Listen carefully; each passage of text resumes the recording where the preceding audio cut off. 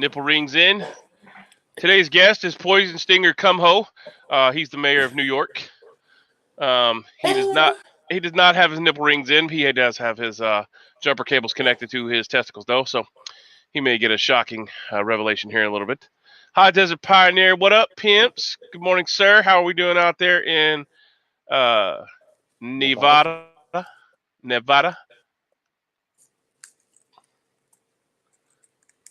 And he's not talking to us. Report. Yeah, man. What's up? Where's your reports? Miss those things. He's just out running around, probably gold prospecting, hiking through the mountains, having a good old time, skiing. Living life. Yeah. Good morning, Walter Davis.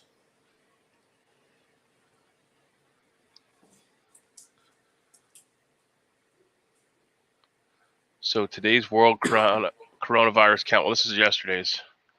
We'll post that up. I'm gonna open up with my little news thing that I was talking to you about before we went on live. So your checks, your government checks. Here's the report on that. So if you get a check from the government already, SSI, retirement, anything that they direct deposit into your account on a regular already, you'll be getting your $1,200 per person check mid-April. So in the next week or two. Right? Now, if you don't have a direct deposit into your account from the government already, then you have to go onto their website and go into their portal. I don't know why it's called a portal, but it's called a portal. You have to sign up, give them your information, sign it up for direct deposit. You will most likely get your check, if you get a check, in mid-August. So don't hold your breath on that one. And I could probably share the link on that. Let me work on that.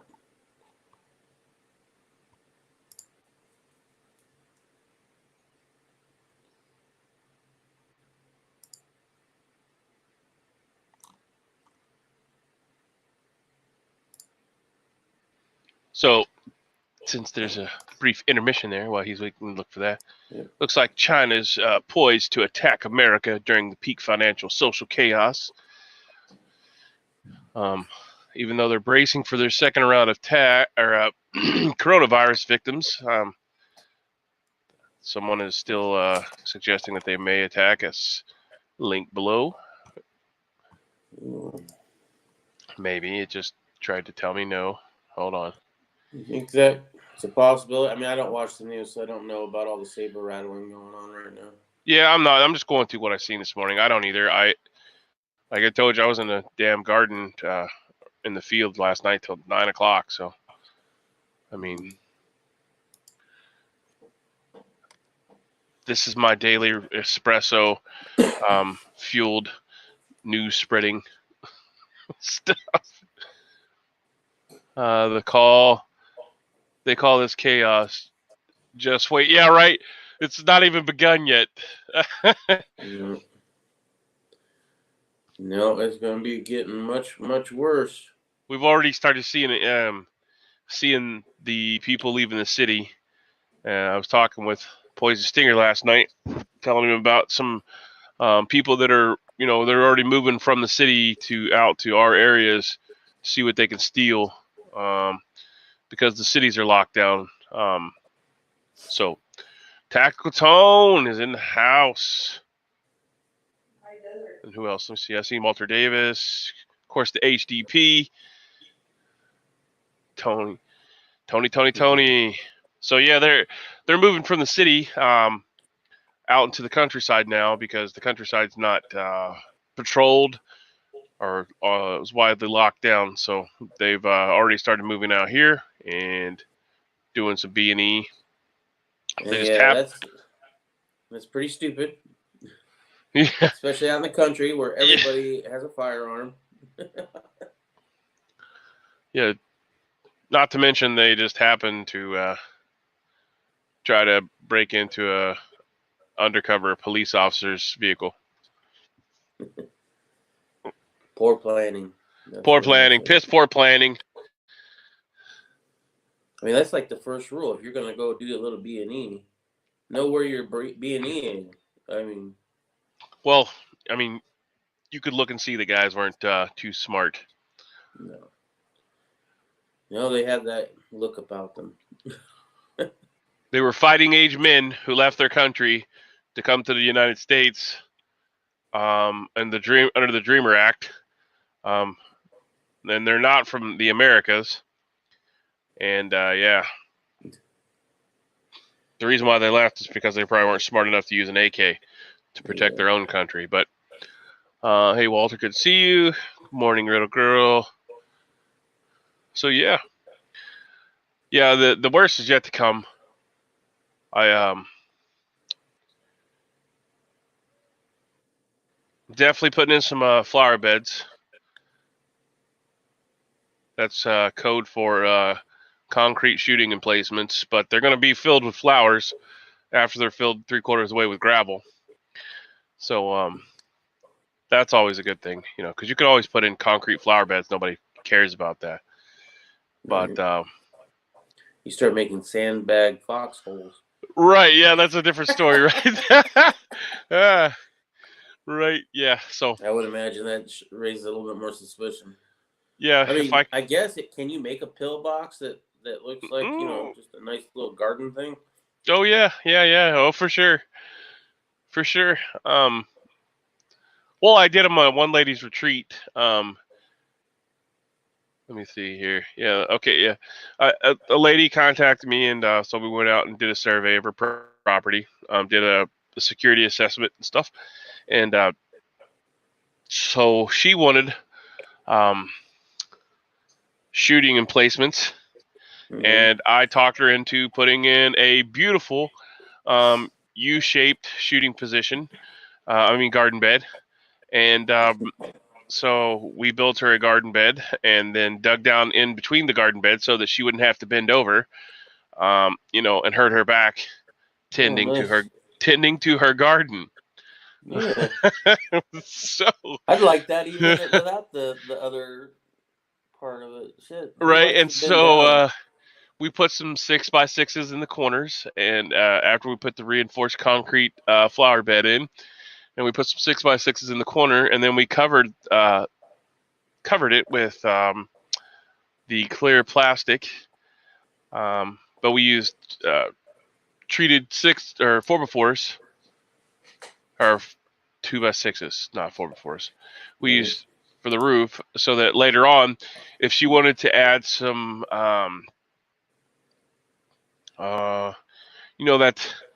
that heavyweight material that they make sandbags out of, she could add that to the roof if she needed to be. But yeah, beautiful beds. We filled all the voids with gravel and then capped it with concrete. But yeah, beautiful beds. She has all kinds of great herbs and vegetables in there that she can just go pick and not have to worry about hurting her back by bending over or anything like that. So, I mean, that's cool just on that part, right? I like the diversity. Versatility. There you go, versatility. The ingenuity. There you go. The whole hiding in plain sight stuff is really good. Yeah. Well, you kind of have to, Yeah. Kind of have to. There's a couple different ways you can make them, but I've made some from concrete block. I've made some from concrete block and sheet steel. The main thing is that you fill the bed full of gravel, because you want good drainage for your flowers or your herbs. So the more gravel, the more drainage you get. So. Right.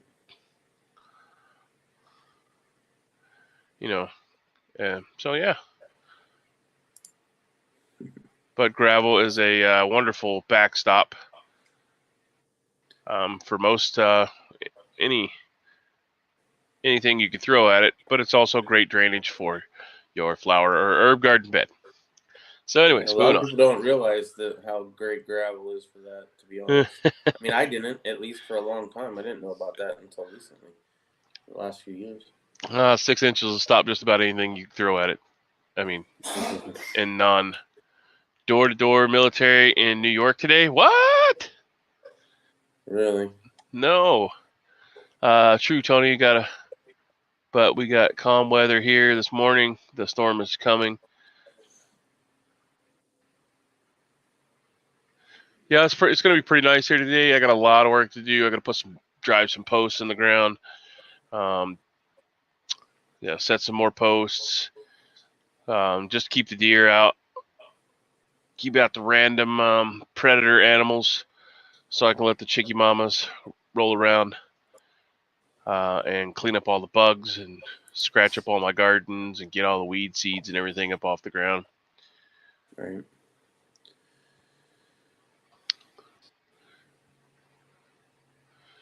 So they're saying it spreads by breathing now. Flush with the lid down. Experts warn of fecal oral transmission. So now, what the fuck? Dude, no, seriously. Have you ever watched that, though? I know it's gross, though. It's gross. I know, I mean, but you flush a toilet without the lid down, or even with the lid down, I think it still spreads all over your bathroom. Yeah, but most public bathrooms do not have fucking lids on them. Lid. Yeah, and it just sucks the shit right out from underneath of you before you can even say anything. Sometimes while you're still shitting. Yeah. That's a weird feeling when you get a breeze on your butthole. Yeah, that's a bidet wash there. Yeah. All right. Sweet. Experts tell White House coronavirus can spread through talking or even just breathing. That's CNN Everybody Health. hold your breath, please, for a month. But you don't need the mask. You don't need the mask. And honestly, I thought the same thing because, unless you're in face-to-face contact with anybody, you're not going to need the mask, right? But now they're saying that it's so contagious that you could just breathe on you. I mean, I wouldn't have wore a mask if it not have been. The coronavirus vaccine might kill up to 110,000 Americans, suggest estimates. Oh, when the vaccine is worse than the actual thing. Yeah. Yeah, no, I'm going to hard pass on that anyways. So what's going on out in Walter Davis land? Everybody doing good? Let's see. Tactical Tony, all is calm out here except the weather.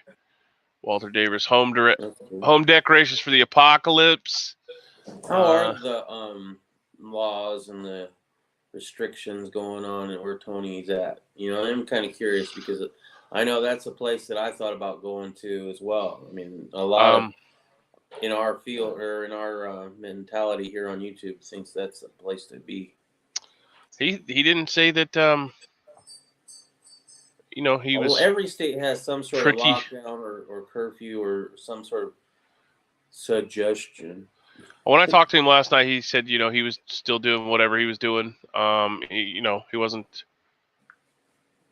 on lockdown. He's just working banker hours, so he's really busy during the day. So you gotta be shitting me. So you can't even use a I hate using the bathrooms anyways because people are nasty and I want to yell at them for not washing their hands. Right. And people are so nasty they do that. But I knew if you could taste the shit that you were smelling it. You know what I'm saying? You were smelling it, you were tasting it. So yeah, you can smell a turd. Yeah. Everybody should be at least fart smell distance. If you can smell my fart, you're too fucking close. Well, I could fill up a whole Sam's Club with just one. So I mean, shit.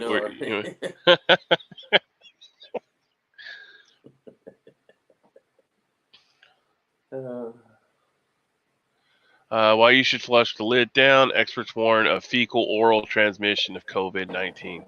And there's a picture of a dude in full PPE spraying down bathrooms.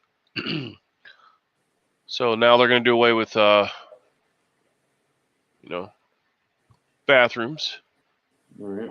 Purdue James Dwyer, professor of mechanical engineering at Purdue University, told Forbes that one very easy way to help prevent the spread of coronavirus is close the lid and then flush. 80% of the particles that escape from fecal matter into the air can be prevented by closing the lid when flushing.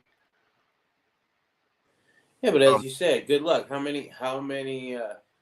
First of all, how many places do you go, other than your house, that has a lid on the toilet? Nowhere. Well, I mean, it's very few. I've had a few. I've seen a few. But even the ones that I've seen, I ain't fucking touching that shit, bro. Yeah. So what do? Just don't flush? I mean, most of the time you don't have a choice. Like, it flushes for you. Yeah, it flushes for you. Next hot spots will be Michigan, Connecticut, and Indiana. All right. So Indiana's coming down. Are you down with the sickness? Dude, I wanted to play that so bad the other day on your chat. Like, I guess about a week ago or whatever. I was like, nah. Why can't we play copyright infringe on you? You can't. Because you said we could play it in sections, right? Yeah, but that song, the intro to that thing is forever long, so it ain't worth it. It ain't worth it. I think it used to be free. Like fair use. Yeah, that's not a thing anymore, bro. Because I think my intro on my main page channel is like that. Not anymore. Even 10 seconds is pushing it. Really? Yeah. I think I used 30 seconds. Yeah, I used 30 seconds of a Ryan Upchurch song on one of my videos. Yeah, that was enough to get it copyright claimed. And it wasn't even well, I guess it did have a little bit of listening in it, but it's mostly the intro. I love El Tenda. He's Fabrizio. He's funny as shit. Like, whenever his videos come up, it shows him like moving around real fast on my screen. But yeah, he's funny. He's funny. Funny guy. I'm glad to see he still does the videos. Anybody who still does their videos through all this, I have mad respect for. I really wish that I would do more videos myself. But at the same time, what am I going to do videos on? I mean, I got a new pistol and a new shotty that I can do videos on, but it kind of seems like now might not be the time. Not the time. Yeah. I mean, with all this shit going on, hey, look at this fancy, piece of art. You're like, hey, look at my shit. Yeah. Do it. Well, I probably will anyway. As I said, I'm cleaning up that room. I've already shot the video of me shooting it. I just need to do a little before and after commentary, and then it'd be ready to go. And maybe I'll chalk it up to the whole. It's good to get your mind off of the whole virus thing for a little bit. I don't know. Yeah. So, anyways, back to the back. Yeah, definitely do whatever, man. I mean, right now is the time for everybody to share any information that's not detrimental to your OPSEC. Florida deaths higher than numbers in official reports. Bug at beaches, surfers, swimmers should stay away, scientists say. So I wonder if it's waterborne. Can it survive in the water? Did I post up the link to the fish are gonna give it to you, man. One channel that I watch here on YouTube, I don't, probably a lot of you don't watch it, but maybe some of you do, is what is it, the Goon Squad? Mm-hmm. Yeah, they do like fixing up they fix up sports cars or wrecked cars. They go and get cars that have been totaled out, and then they fix them up. And I've been following them for a while, and they just got this big old military vehicle. I can't even remember the name of the type of vehicle it is, but it's humongous, right? And dude, they cannot sit still for nothing. They're like, oh yeah, we're gonna go out, we're gonna wear masks and all that, because they're always going out to town to get parts and shit. And it's kind of upsetting because they think they're invulnerable to it. And I mean, they're good old boys. They're from Tennessee, but they're definitely not taking it that serious. At first, they're like, "Well, we're not going to go around our parents, and every time we go to town, we're going to wear, proper PPE." Well, that only lasted for a little while. Then they're not wearing everything all the time. And then in the latest video, I see them near their parents. I'm just like, I don't know, man. It pisses me off. Yeah, I came within 10 foot of Granny yesterday, but it was just because we were outside, and I had to start her lawnmower for her so she could ride her lawnmower. 75 years old, and still has to ride her lawnmower. Now I mowed. Mowing her own grass. I mowed her lawn, but she still wanted to ride her lawnmower around. So I started up her lawnmower for her and let her ride around yesterday. Because of course she likes to mow. I mow the majority. Feel useful, bro. I mean, I know, but it's still funny that she's 75 and still wants to ride a damn lawnmower. I'm 40 something, and it hurts me just to ride the lawnmower. I feel like I'm beat up after I ride it through her field. But she has a different one. She has a I have a zero turn, but she uses like the old. Well, it's a newer Husqvarna with the steering wheel on it. She doesn't use the zero turn. So, all right. I just think it's funny that she has to mow. She has to mow. Like, I'm not allowed to mow the entire yard. I have to leave her some of the yard so she can mow. She wants to feel useful. Yeah. No, I get that, man. She would probably grab me by the ear and drag me across the yard and beat the crap out of me if I mowed it off. I can't do a lot of stuff that I used to be able to do just a year or two ago because of new developments in my life. Right. And it is the worst feeling ever to not be able to be what you consider useful. You know what I mean? Yeah. Like sitting there and letting somebody else do it for you because you just can't anymore is like the worst feeling ever.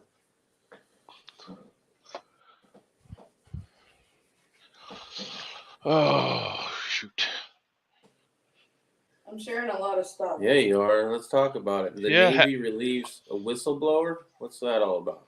All right, so this Navy captain went on record telling media that, there's a ship out there that, it's full of coronavirus or whatever, and they unceremoniously relieved him of duty, and he is now silent. Okay. Which I think is interesting. Like, they don't want anybody to know that there's more coronavirus out there, I guess.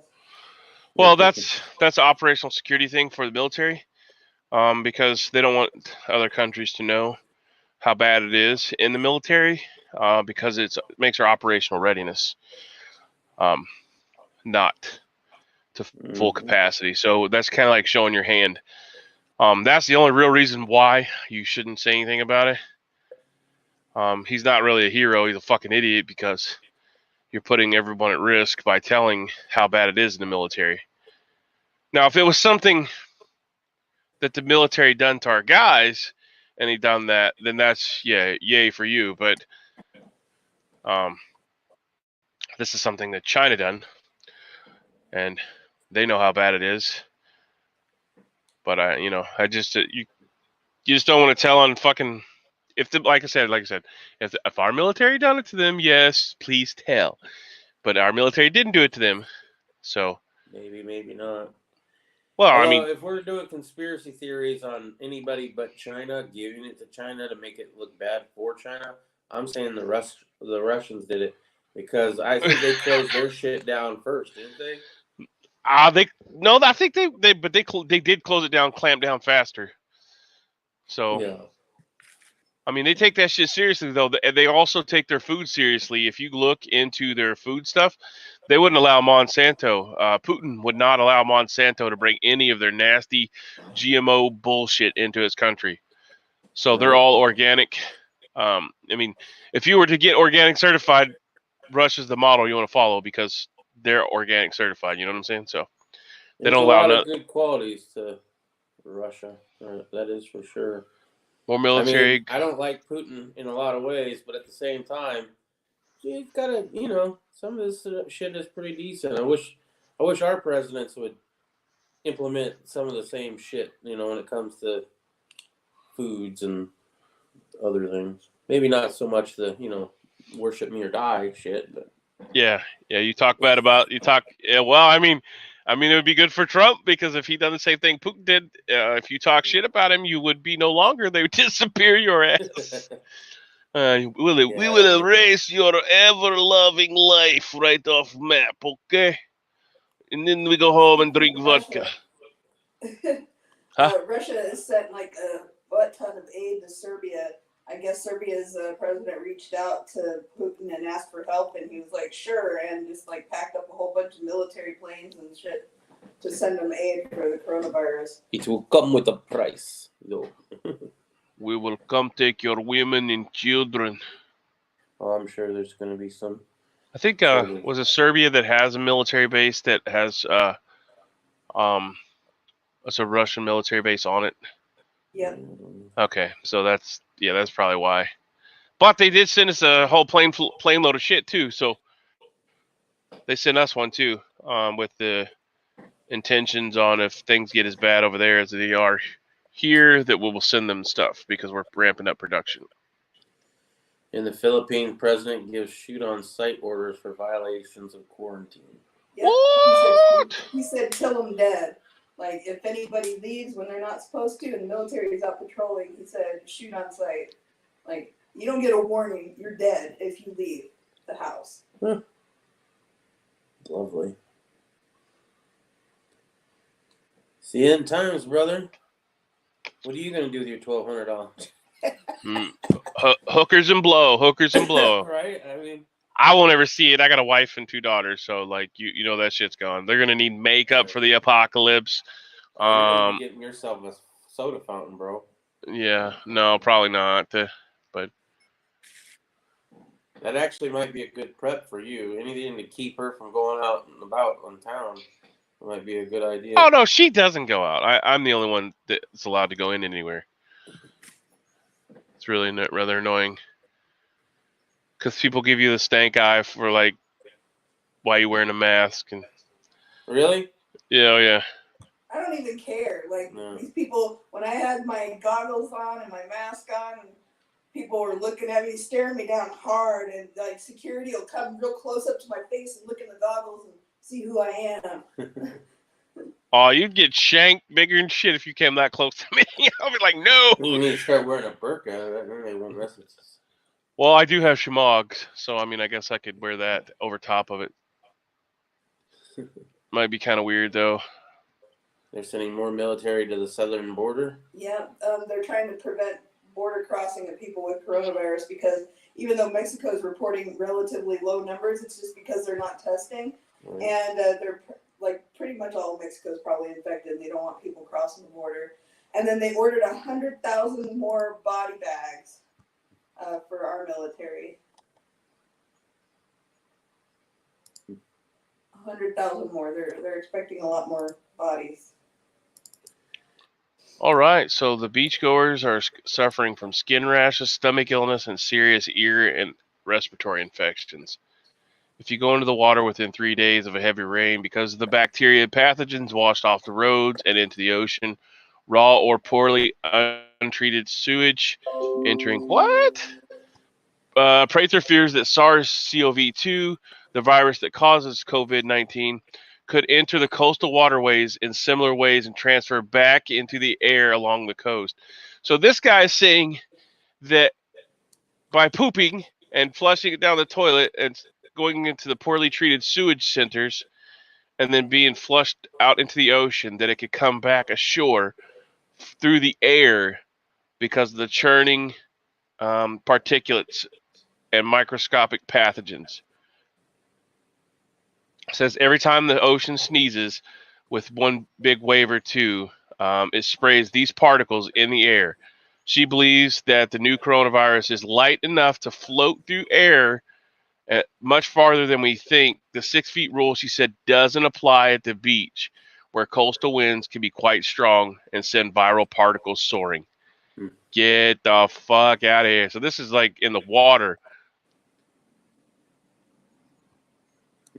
So they were originally saying that, water kills it, blah, blah, blah, blah, blah. Mm-hmm. And this article here is saying no. it blows back in from the ocean. So they wouldn't suggest you going to the ocean because it's farting on you. All right, so let's see. Coronavirus, 35%. New York, New Jersey, so it confirms it clearly. Michigan, Connecticut, Indiana, Georgia, Illinois. That should tell you the next hotspots are coming. Are at 15% test positive, she added. And then D.C., Rhode Island, and Massachusetts are 13%. More than 242,000 people in the United States have tested positive for the virus. More than 5,800 have died, according to the Johns Hopkins University tally.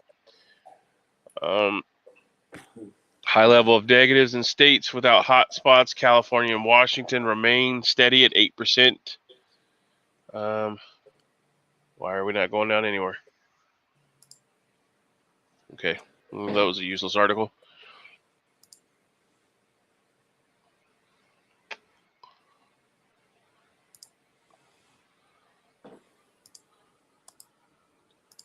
So I'm going to share your daily deals on silver. It's the best one I've found anyway. If you guys find something better, by all means, let me know.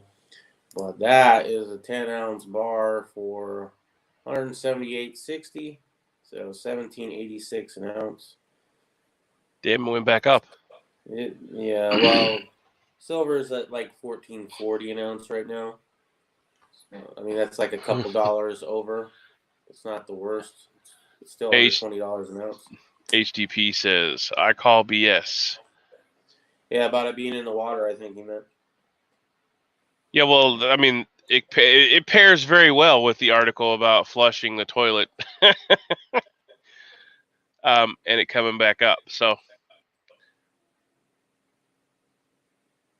Mr. Tommy Boy had some eBay bucks, so he used it on a 10-gram bar. I have a 1-gram bar that my wife had gotten me, which is, cute. I didn't know they made 10-gram bars though. But yeah, they make two. They make 2s, 2.5. I've seen all kinds of different. It depends on what supplier it comes from. Right. Yeah, Mr. Tommy Boy, thanks for reminding me. I do have eBay bucks, so I should spend them on. That's a good idea. That's a very excellent idea. Thank you, sir. Yeah, I appreciate it. I didn't know. I thought maybe you would have already known that, but on that site that I shared, findbullionprices.com, they have a thing on there, a tab on there, finding the best eBay bucks deals on silver. So I would definitely check that out if you're planning on buying silver with your eBay bucks. A lot of people do, and it's a great way to get silver even under spot many a time. I don't know about in today's climate, but who knows? Coronavirus could cause brain damage in some patients by triggering inflammation that can lead to bleeds and killing of cells, doctors have warned. So what does this friggin' virus not do? I mean, like, is it like... Who is that? We need a Billy Mays on all the stuff this thing can accomplish. Yeah. Got shiny stuff in hand, says HDP. Yeah, he's probably got, instead of flower beds, he's probably got stacks of, silver plating. I don't know. I don't think he's got as much as, he's got a decent amount, but I've seen his videos on that. It's been a while, though. Yeah, but he started back in 2002, I think. So, like, Mr. Tommy Boy, I think Mr. Tommy Boy might have him. Mr. Tommy Boy just beat him this past couple days because Mr. Tommy Boy has been buying it by the fucking dump truck load. Right? Yeah, like gold ounces and shit. Yeah. I had just started silver buying right before this all really took off, so. I bought silver in the past, but then shit would come up and I had to sell it, and I didn't want to do that anymore, so I stopped buying it for quite a while. And then just recently, and I've mentioned this before, but just recently, finally had some money that I could put aside that I knew I wouldn't have to dip into. So I started putting it into silver. Don't have that much, but I do enjoy fondling what I do have. Yeah. HTP says any high fever can damage your brain. Yes, sir. That's very much true. We also read the article yesterday that says Ibuprofen affected a few people negatively in France, but not enough to make it, not warranted to use for fever because Tylenol and ibuprofen. And you microphone Phoenix Herpetological Society warns that snakes are waking up in record numbers. All right, Great. so snakes are waking up because it's warmer there. Because what was it, 60 something, 70 degrees there right now? Not even. Actually, I don't know why they'd be waking up early here. It's been a very mild spring for us. We're still haven't gotten over 90 degrees yet, and it's beginning of April. Herpetological. Herpetological. Still okay. They still got herpes in it there. That's disgusting. Yeah. Yeah, but I guess all the poisonous snakes are waking up, and they're warning people that they're coming up in record numbers. They're getting lots and lots of calls to come remove the venomous snakes, and they can't keep up with it because of the COVID-19 crap. You just wait until the snakes are carriers of the COVID-19. Then you're gonna. If you get bit, you're dead, and if you don't get bit, you're dead. So the New Jersey governor is suggesting that you practice social distancing in your home at all time. I mean, why? Are these people really serious? Like if you've been trapped in your home with the same people for 14 or 15 days, Governor Murphy suggests social distancing at home, including in your home, even in the home. So, like, what? Like, what? That's retarded. Like, seriously. I mean, if you're gonna get it and your wife has it, you can't do that. You'd have to have two separate homes. Yeah, I mean, I see. Like that? I mean, I see if someone actually has it and been positive tested, you could quarantine them. That's the whole thing of quarantine. But like, if you haven't been out and COVID weed, Tony, killer stuff, yeah. Yeah, social distancing in your house. Come on now, my kids would absolutely die if they couldn't be like right up in your space. If I'm going out with a smile on my face. I'm gonna go out by myself. Yeah, like they're just pushing this envelope, I think, a little too far here. Yeah. What are they going to track us by our cell phones and send you a message over the emergency alert broadcast system? You are too close to each other inside your house. What if you live in an apartment? Mm-hmm. What if you live in an apartment and there's 6 people living in said apartment? Oh yeah. Are you going to have to stay in 6 different rooms, even though it's a 2-bedroom house? Is everybody going to have to choose a room and just stay in it? And one person deliver food down the hallway? I mean, seriously, what? I don't know if this is a true or fake photo, but Vice President Pence has a mask on. I would imagine it's fake, but Let me screen share that just for everyone to see. Ta-da! Everyone mask up. That's totally photoshopped. But hey, that's the same mask that I have. I know, right? The $35 mask now that went from $2.95 to $35. Yeah, I forget where I put them, but I have them around here somewhere. Oh, you should have them ready at the door in case you have to intercept the mail or anything. No, don't do that with the mail. For the most part, we're not expecting anything. If we expect something, we'll deal with it. But. Well, and like yesterday when I got an Amazon package, I told them don't knock, leave it on the bench outside, and then I went out and sprayed the crap out of it with alcohol. Yep. So we don't do the 2-day quarantine thing like you do, but I mean we try to take our precautions as much as possible without too much. My wife hates it. She's I don't have a place where I could just store shit for 2 days, bro. Well, I just put it in like a little container, like a black container, and stick it inside their car. I mean, unless the chocolate I had to hide somewhere else, but because she would have been pissed if all her chocolate would have been melted. Because a girl has to have her chocolate, Yeah. So, anyways, there's a good photo shot of Mr. Pence. I'm sure you wouldn't say that though, because they want you to give all your masks to them. Because they've already got and now they need your shit. They got a lifetime supply from the gentleman in New York City. I mean, they're just getting ridiculous. Like I said, I read the CBRN manual to you guys way back when all this first came out. Just on how effective your cleaning protocols have to be. They're not giving us a protocol, or not a protocol. They're not giving us real intel about this thing. The tests keep coming up not working correctly or inert, or I mean, you can't fight something you can't have the proper information on, and they probably don't want us to have it because outbreak among farm workers would be catastrophic. Well, you think? Well, we read an article just the other day about how they're expecting it to get into the farmers real soon, and then it's going to shut down the farming industry.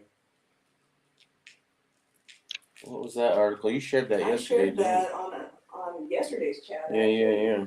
And what they're saying is that they're already having people calling in sick or whatever, right? And some people are not able to give up the money, and so they're going and working sick anyway, and they're doing it without protective gear and whatnot, and so, it could be landing on the food, whatever, and, as more and more of these workers get sick, they're not going to be able to harvest the crops or plant new seed or anything like that. Yeah, it's going to be pretty bad.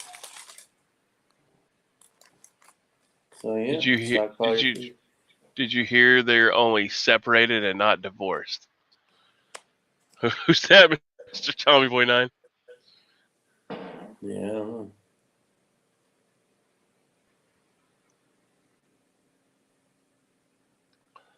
Phoenix is shutting down public parks for Easter weekend. I mean, come on, really? Yep. They said they don't want people out there. Normally, Phoenix is super busy on Easter weekend. Every family goes out and does their egg hunts and walks trails and stuff, and they're shutting it all down. Oh, shit. Excuse me. No Easter weekend for you, kiddos. Sorry, swallowed coffee the wrong way. Yeah, I mean, is it good? Are they going to come tell you can't have Easter egg hunt in your kid's yard because you might breathe and it's going to blow down to your neighbor's house? Or could be. I don't think they'll go that far. I don't know. Dude, nowadays, I mean, you saw the thing with the Philippines. Yeah, how far? The Philippines isn't supposed to be that tyrannical to where you got the president saying, I'll shoot your ass if you go outside. Oh, God. That's scary shit, bro. Did you hear that they only separated and not divorced? Mr. TV9, the cheeks of my arse. Lord have mercy. The cheeks of his ass, apparently. Yeah, his arse is not divorced. It's just brokenhearted because there he sat and only farted. American Airlines gives up on most overseas flights. Nursing home infection surge. Let's see what that one's about. Because that's the ones that they said originally were the most susceptible, right? Yeah. Was nursing home infections, death surge amid lockdown measures. Nursing homes across the country have been on lockdowns for weeks under federal orders to protect the frail elderly residents from coronavirus, La Cerveza.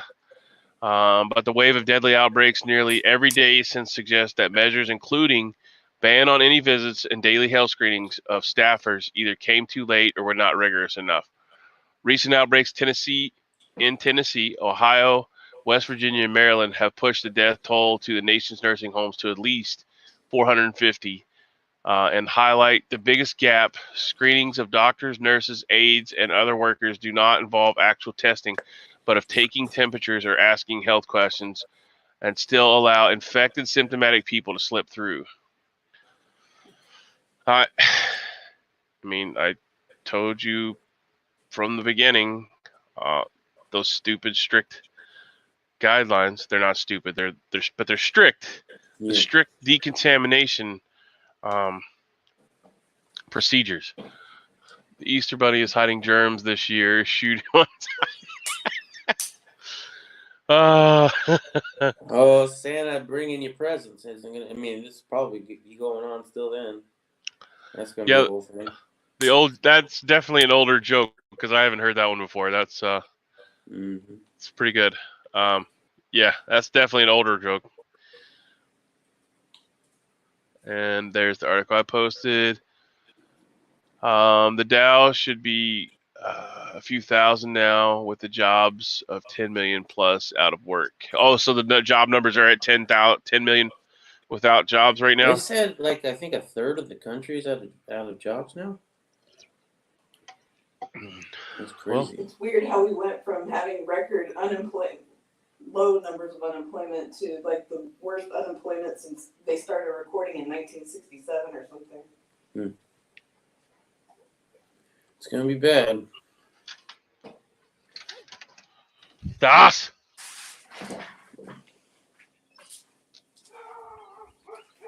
Suk. Mish.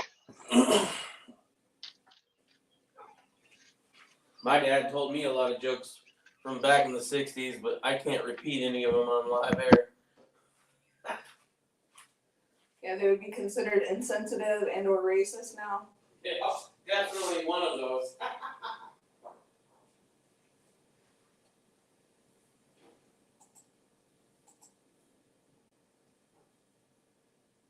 Read a news article.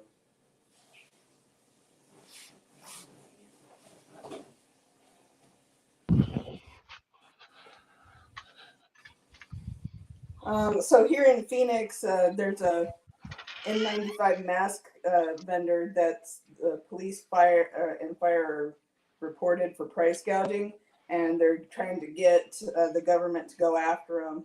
One thing that really gets people fired up during this pandemic is price gouging, and 2 Arizona congressmen are hoping to start an investigation into a company that they say is ripping off police and firefighters. Representatives Ruben Gallego and Greg Stanton complained to the U.S. Attorney General's office and to the Federal Trade Commission that a company is charging the Phoenix Police Department and Fire Department way more for N95 masks than they used to. In a joint letter, they called it shameful and un-American conduct. You have to pay 500% markup on equipment that's usually not that expensive as they are charging. The letter was an official request for the FTC to immediately open an investigation into the alleged illegal behavior. So that's funny that you say that because I just got a text message with this on it. I don't know. Can you see my screen? Yeah. $6,100, $6,100 for a box of 10. Wow. And this is still up. I'm starting to become more and more pro price gouging. It is a supply and demand. The demand is high, the supply is low. That's how this country is founded, bro. I mean, I hate it too, and hopefully you don't have to pay those prices. But if nobody's holding a gun to your head to buy it for that price, then that's on you. You know what I mean? I used to be like, oh yeah, I hate price gougers, but now more than ever, I think I have the opposite mentality on that. So my brother-in-law sent me a thing saying stop hoarding shit. Because I now, just a quick background. We live on a farm. We work on a farm. Yada yada yada. So, it's not unheard of to buy 20 of one item, right? So if we go to the Dollar Tree or Home Depot and they have a sale on hand sanitizer or wipes or something, we'll buy 20, right? Because $20 is $20, right? So that you don't have to go searching for the shit later on. So I sent him a picture. I was like, oh look, I have sanitizer. I think I sent you the same picture, right? Yeah. And he says, stop hoarding that shit. I'm like, bro, I bought this 2 years ago and it's been sitting around. But that's what the people who don't prepare think of those people who do. All of a sudden, everybody's like, "Oh man, I should be a prepper," but then since they can't get it now because they waited too long, now they're pissed off at the people who did prepare all those years and are bitching that they need to give up their shit. Like, bitch, I got this fair and square. You want to buy it? Price gouging. Because why? Supply and demand. I can't get any more of it myself, so why would I give it to you for the price that I paid for it? Well, this is not even really a hoarding or a prepping issue. It's just like when you handle chickens. You're supposed to, I got a bottle of this shit sitting everywhere because when you handle animals like that, you have to clean your hands. And if you don't have soap and water, that's why. Like we bought a case of Lysol wipes. And the lady, she was just like, eye fucking me at the store. And I'm like, lady, I live on a farm. I breed chickens. I handle chickens. And, she was like, why do you need so many wipes? And this was before the whole COVID-19. But anyways, I just thought it was really funny. Just the people look at you and like, why do you need so many? But now that lady's probably looking for me saying, oh, I know this guy bought 1,000, Mm-hmm. 1,000 wipes, but in And reality, they're the one, and they're going to start getting very upset at those who prepared earlier, and we're going to see them trying to come after you. Walter Davis brings up the FBI who took a whole bunch from that dude in New York. I did share that video the other day. If you watched it, I don't know. See, who stole them? The FBI took a bunch from a guy who stole them. Yeah, it's being reported that they confiscated them. When I watched the video on that, it was reported that they were confiscating it from somebody who had them legally. Later on, reading other stories about it, I realized that there had been a major heist, kind of like if like a fucking Ocean's 11 kind of heist going on, but it was for 3M mask. And then he was selling them out of his house and got caught selling them out of his house. And so most likely he got raided and he had stolen them. So the reports that I had of them confiscating something, I thought it was from somebody who had bought it legally. Obviously it wasn't. Or maybe it wasn't. I don't know the whole story, but that's what I'm thinking now is that, yeah, he was part of the whole. So essentially we have to set up a trap house now for selling masks. Instead of, a drug trap house, we can set up a mask trap house. All right. Go. Hey, when you come in, you got to hand sanitize. All right. When you hand the cash over, we have to Lysol the cash, or you have to put it in this bucket of bleach water. Well, you can't probably put cash. Yeah, they're reusing their mask now. That's funny, huh? Well, see, Walter Davis, he's giving his mask to his neighbor who's a nurse. That's your prerogative, bro. Yeah. I mean, that's what is great about this country. You're going to have a lot of people doing that. Well, I have a Marine who lives near me. I haven't met him yet, but he's got a thing out in his front lawn of a shelf. It's just a shelf full of canned good foods and stuff like, hey, I have enough shit. And he's got a sign out there that says, I have what I need. If you need this, take it. If you don't need it, maybe put something on here. So we put something on there. But that's the kind of America people that you want, right? You don't want to force people. You don't want to be like, oh, you prepped all this shit. I'm going to take your shit. I'm the government. I'm going to take your shit and redistribute it. Kind of like what they're doing with the checks that they're going to be giving out to everybody. That's just wealth distribution right there too, But I don't know, dude. I get off on a tangent. No, I wasn't laughing at you. No, I get what you're saying because, I help people too. Yeah. Like whenever I went to apply for a farming loan, they was like, well, where's your revenue? I was like, I give everything away. I really do. I give it to the elderly people. A lot of people can around here. And so we'll trade back and forth for work or whatever. So it's not like, like when I file my farm taxes, my F-form taxes, there's not a whole lot that goes on there besides what my input and output is for my seeds, gas, fertilizer, and all that other stuff. So they're like, well, you didn't turn a profit. Well, no, because, how you turn a profit whenever you're trading food for work or well, that's somebody. just a good way to get rid of the tax, man. But, in reality, that's how it is. And anytime you can get rid of the tax man in the situation is a good time for me. Just Bobby, like whenever you take sorry, go ahead. I was just saying hi to Bobby. Oh. He's gonna be making some soup, I guess. Super soap. Made some soup or soap for my preps. It's so good. The wife asked me to make more. Oh, maybe a soup. Yeah. Is it SOUP or SOAP there, Bob? You fat fingered it. He Like does I what do. he can. I gave and have been taken care of, and I know what it's like not to have food. Yeah, so, and that's the great thing, right? If you want to give something, and he meant soup. I'm guessing that's soup.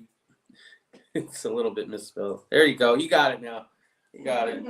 He got that fat finger thing like I got on the phone.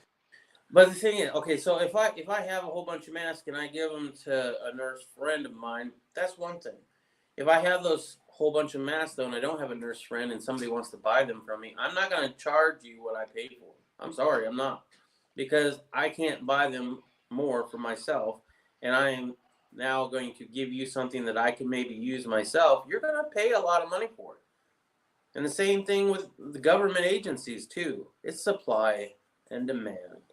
And if you don't like it, go cry about it. But I mean, nobody was out there complaining whenever they were charging $1,000 for a fucking AR-15 magazine either. mm-hmm. Whenever Sandy Hook happened. So I mean, why didn't the government step in then? Remember the 22? Yeah.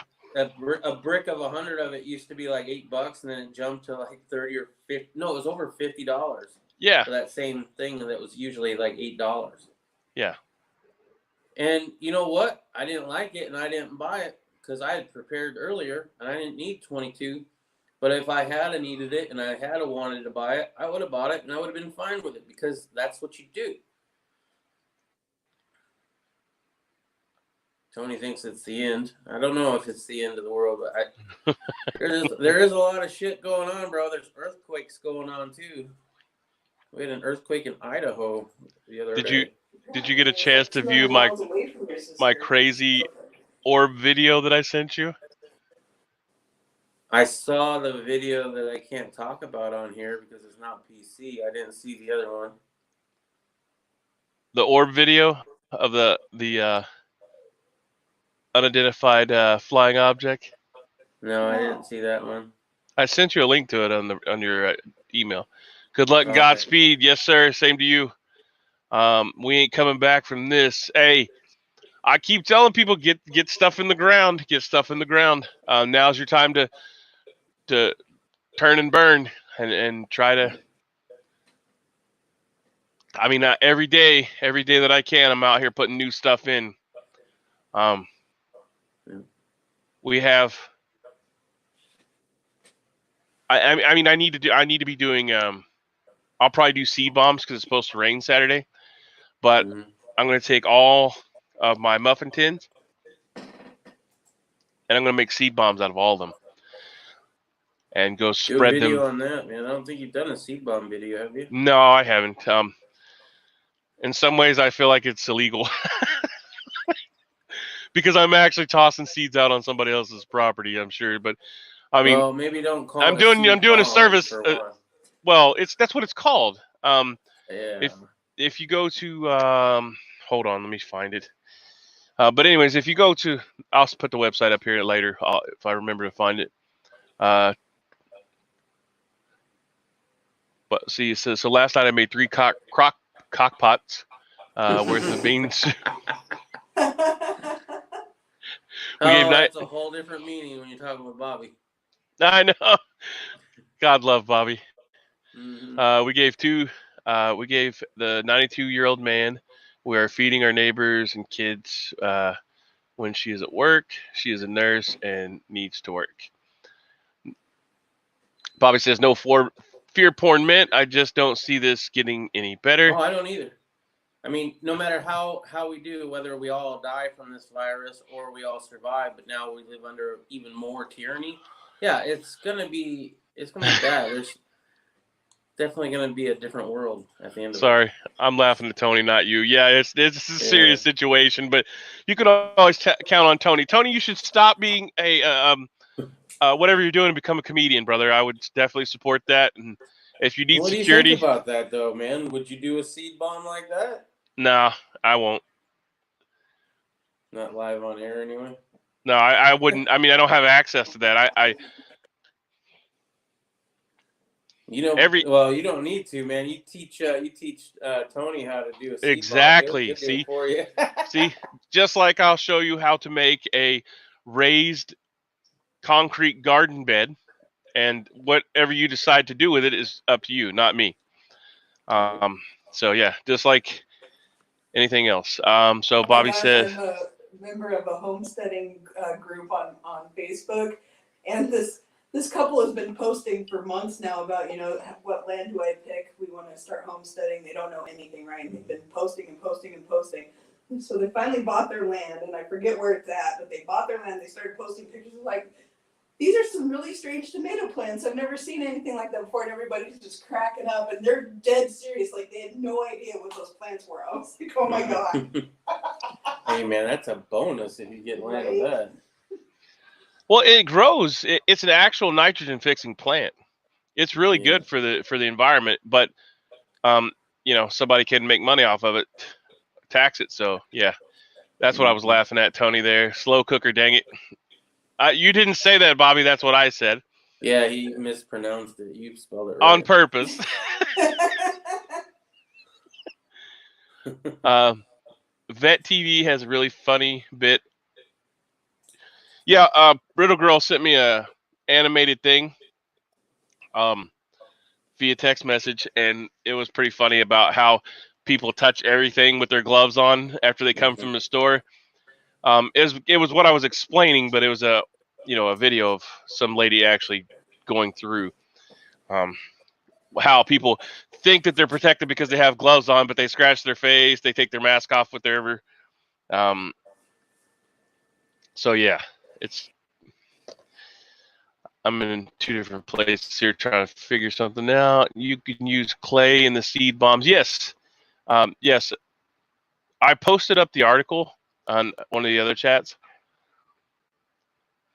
and you can put clay and a fertilizer in there. I put annual seeds and perennials, just so you get that color pop. Designate a certain seed.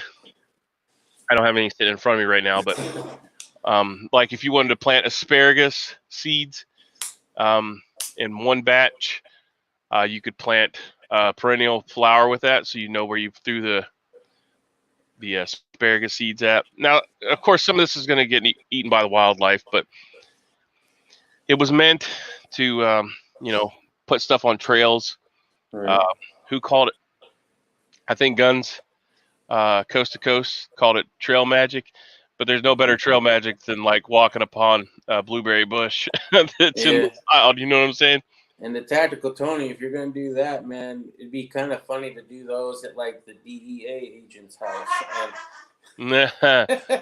I do not condone nor approve of that message. That is not this. That is not the Irish UMC Vet way. One, man. Go to every law enforcement agency out there and just like, oh, here's some seeds, bro.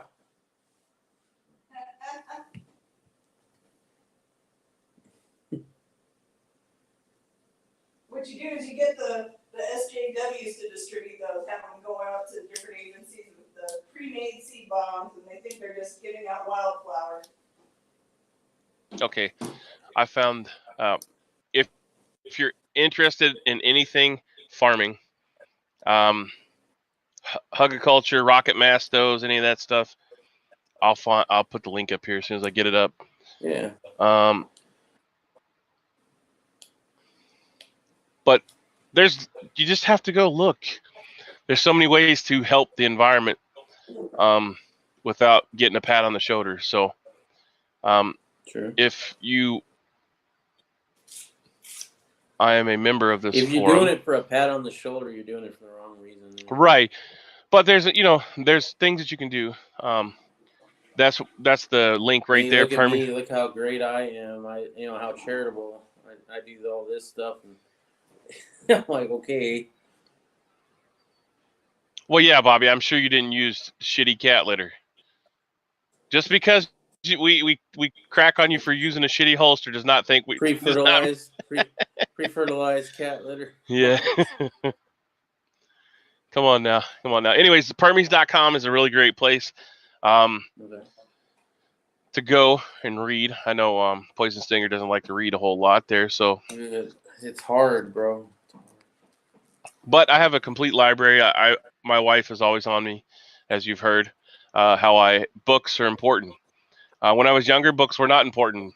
So now they're important because once all this electronic stuff goes off, what do you have? Are you going to go to the library? Probably not, because The they're only time I closed. used to go to the library was to play on their computers back before everybody had one in their own house.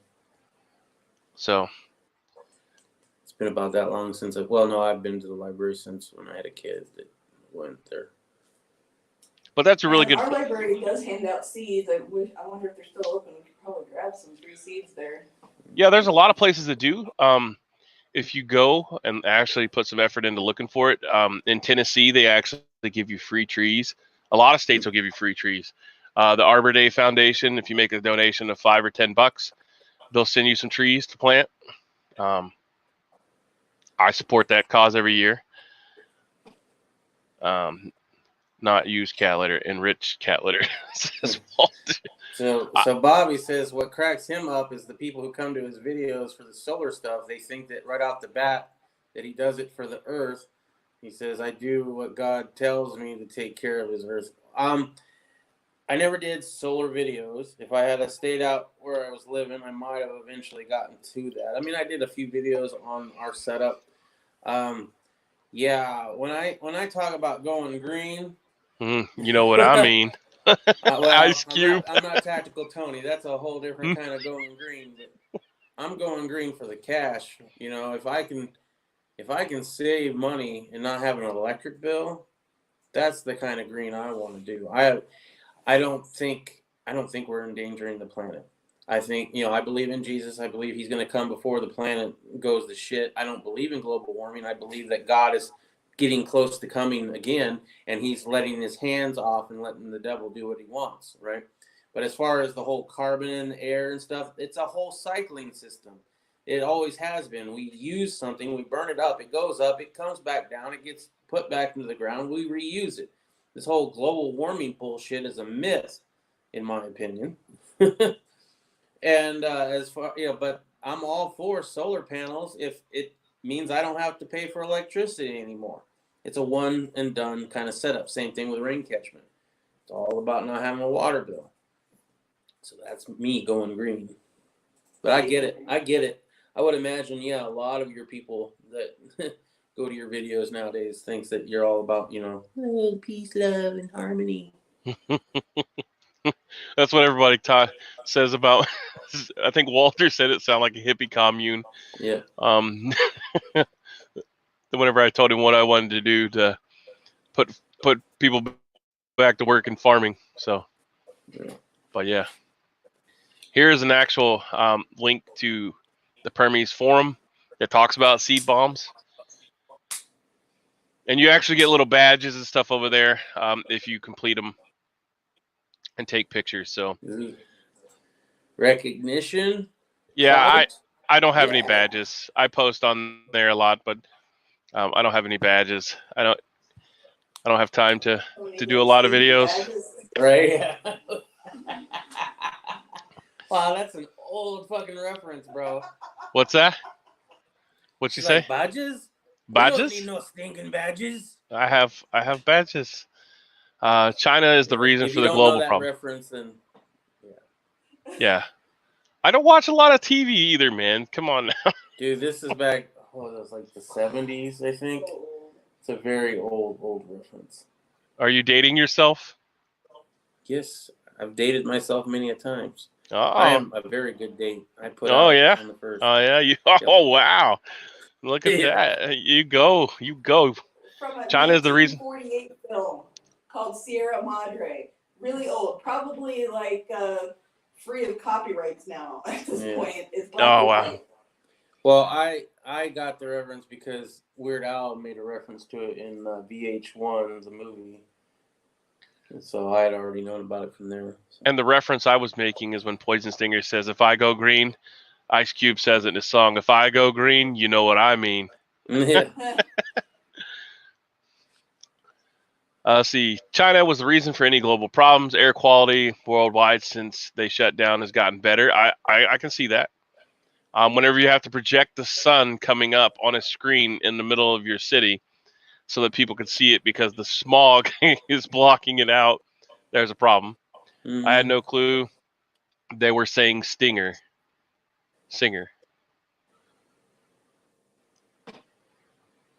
What they were saying. Oh, I'm thinking about the whole badges thing, maybe. Oh, okay, yeah. China is the reason for any global problems, air quality worldwide since they shut down has gotten better. Yeah, maybe. I mean, there is the smog aspect of it, right? So, I mean, you can't deny that. But as far as the overall world health, I don't know. I don't buy it. I think you should pick up your trash because trash is, still nasty. Hey, HDP, if you're still out there, do you want to trade some masks for some of that goat jerky? Yeah. Goat jerky. Yeah, he liked his goat jerky that he sent him. Not a fan of goat meat. No. Or milk. Or cheese. Yes. Well, my mom, she bought goats to eat the weeds, and the milk and the meat tasted like shit because of it. Now, I don't know if you have a really nice, grass-fed goat, how that is different, but I would imagine it is different in those aspects. Still got a goaty flavor. Goaty flavor. Bobby said he's on his cell phone, on his wife's cell phone, so it's hard for him. Hey, I have the same problem. I have fat fingers, so when I type, it looks like a 3-year-old is playing with crayons. Mm-hmm. But we all know Marines just eat the crayons, so I don't have any crayons. I've already went through my boxes of crayons. I'm starting to fiend. I especially like the red ones and the green ones, so we'll accept all donations of crayons after they've been properly Lysoled.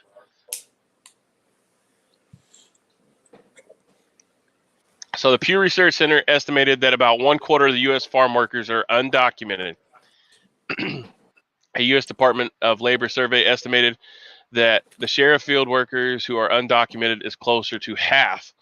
The food processing industry also has high numbers of undocumented workers, as well as do many nations' smaller grocers and fast food restaurants. Immigrant farming communities are often close-knit, with laborers living and working in close proximity.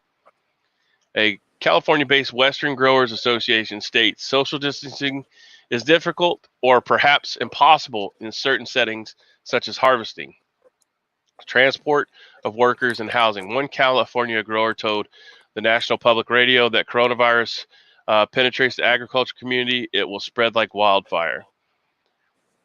So that's for, I guess, up close and personal picking of stuff. Most sorting happens like that, so I mean, I can see where that would be. But then again, how long does it really stay on surfaces? We're not getting real true numbers on that, so that's kind of hard to figure out. I mean, they if you have a sick worker, like I guess the lady, correct me if I'm wrong, there was some lady that coughed on a bunch of produce and they threw $35,000 worth of produce away. Could that not have been washed? Should you treat it like stuff that's grown in human excrement, because they do grow stuff in human feces as fertilizer? Of course, it's been treated and heated and all that other stuff, but to kill off any harmful organisms. What do they call it? Humanure instead of cow manure or horse manure. It's called humanure. There's actually probably something on permies.com about that. So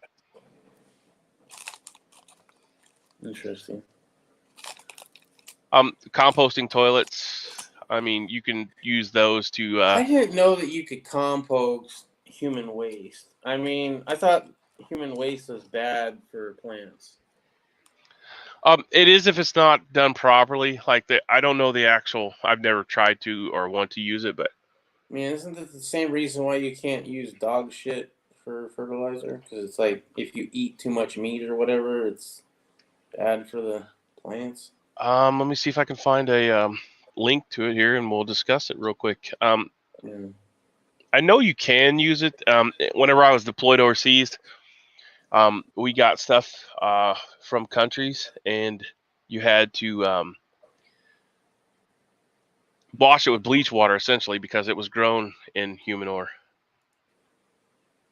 Okay, I'm not seeing anything on Permi's site, so maybe I lied to you there. I mean, it's not the first time I've heard of composting toilets. You see it all the time in that kind of culture, but I never really got it because I was always led to believe that you can't do that with meat. And, I mean, I guess maybe if you're just a vegetarian, maybe. There's some posts on it. I know they do it in Europe. There's a book by Joseph Jenkins that is called the Humanure Handbook. So I guess that's a book that tells you how. So there's no free information on it, but there is a book called the Humanure Handbook, and it is by Joseph. So we can see if we can find the book on the Amazon. But yeah, I mean, some people are implementing it apparently. If they're implementing it because it works, hey. But there's a fine line on, that's something you'd really want to take very seriously. Mm-hmm. Yeah, there's a Humanure book, 4th edition. It's called Shit in a Nutshell. All right, I'm liking this. I'm logged into my account, so I don't know how it'll work. Okay. Let me screen share this. I can't see my information, so screen share. Humanure Handbook. Here we go. I'll share that with you guys. So here it is. Humanure Handbook. Shit in a nutshell.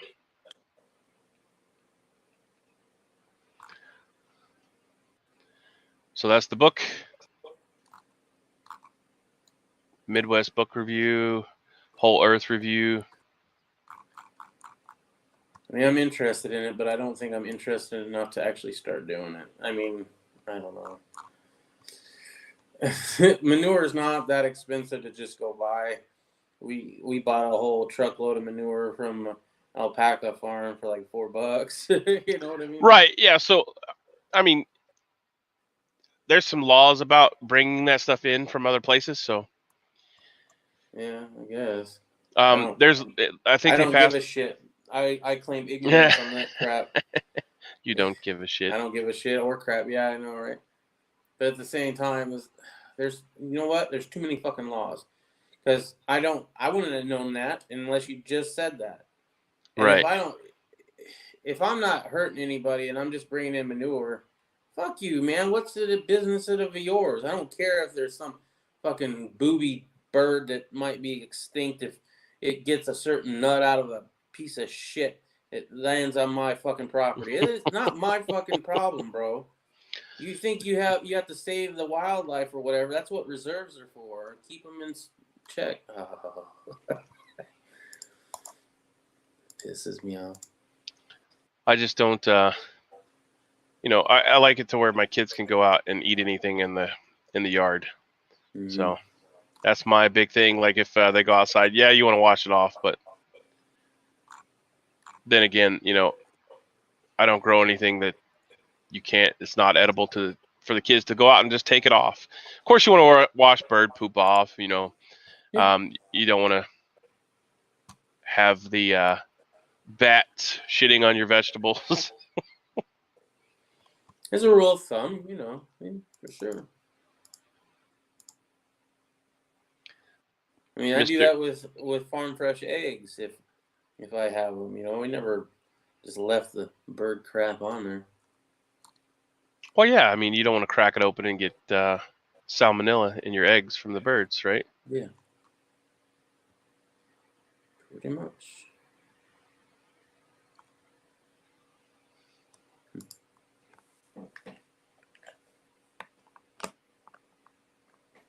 But human feces, as far as fertilizer, yeah, I don't know. Is it worth it? I guess if you want to save the environment and lessen your carbon footprint, right? That's, I think, the big selling point on that is that by doing that, you make the planet better and less carbon footprinting. If that's what you're into. Mr. TV9 says we're starting to talk chit. A chit is a piece of paper that you write stuff down on. This chat is going to chit. Today's post-it note is from the other day that still says this is a chit, but this is my post-it note from the other day.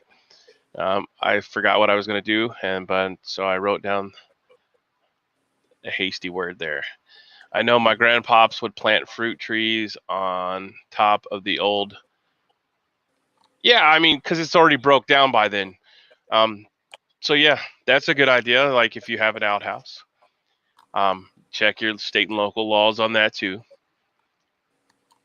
I need to make a bat house. We have a bat house, a bat hotel, to help control the mosquitoes. We had one work, but it rooted and it did not replace it. Yeah, anywhere I'll do trees that we've cut down. We'll cut them as close to the ground as possible, and then I'll go back and let them break down, put Epsom salt in them, magnesium sulfate to help them break down, and then 2 years after that, I will plant another tree in that spot because the decomposing stuff inside there helps out. We'll put a mulch bed around it and stuff. So,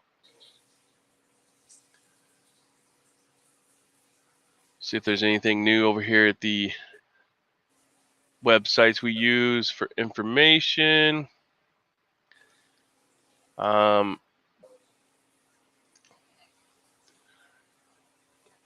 Anybody interested in? Oh, the numbers went up since I posted them earlier. Went up to 154,000 infected.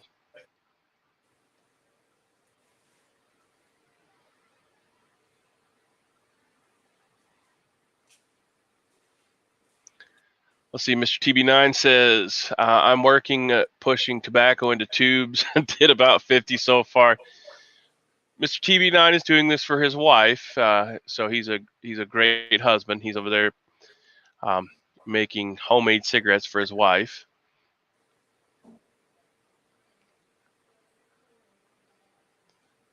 No, I don't know the coronavirus is spread by asymptomatic.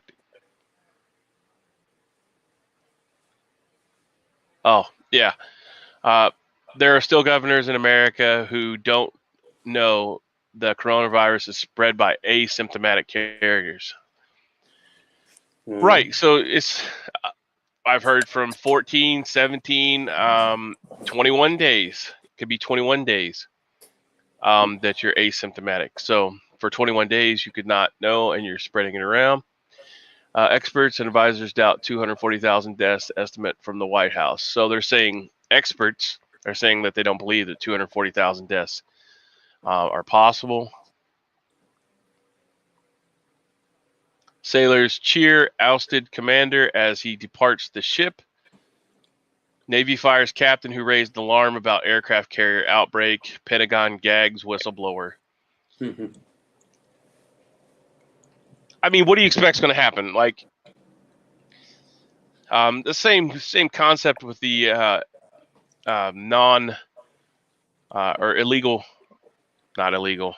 immigrant farm workers.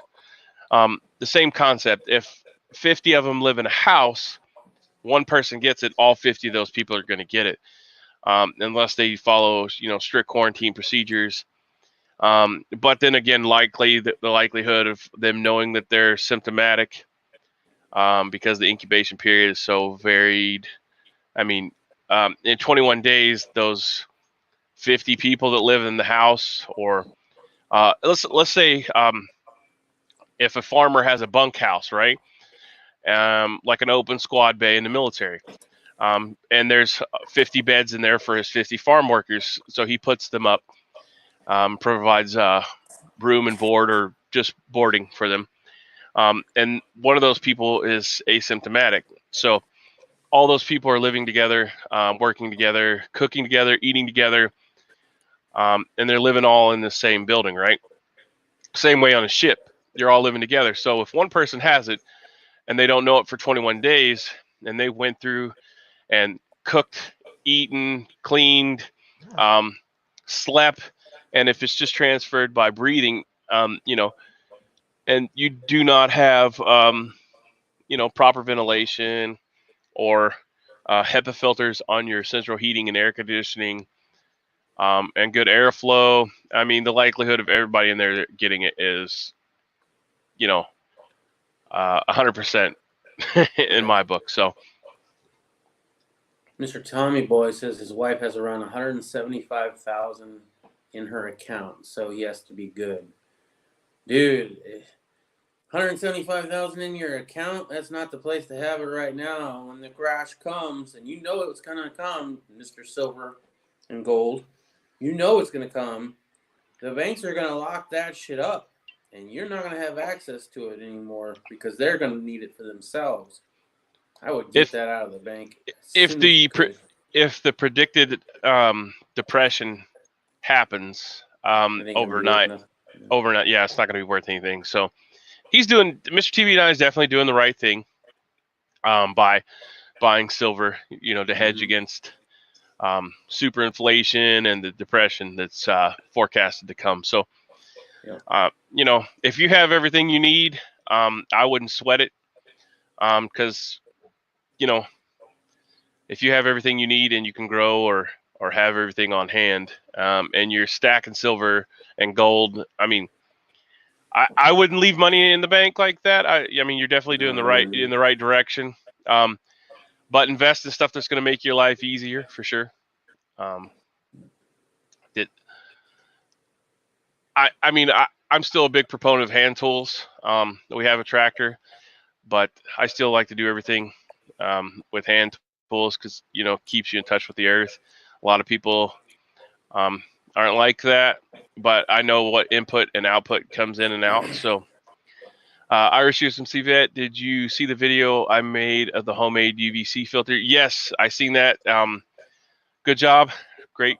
I mean, ingenuity is where it's at, man. It's what we need back in America. We need to put people to work back in America. So yeah, that's cool. I'd be interested in checking it with a flow meter to see how much central heat and air. If you do, you could emit that in your central heat and air along with a HEPA filter. So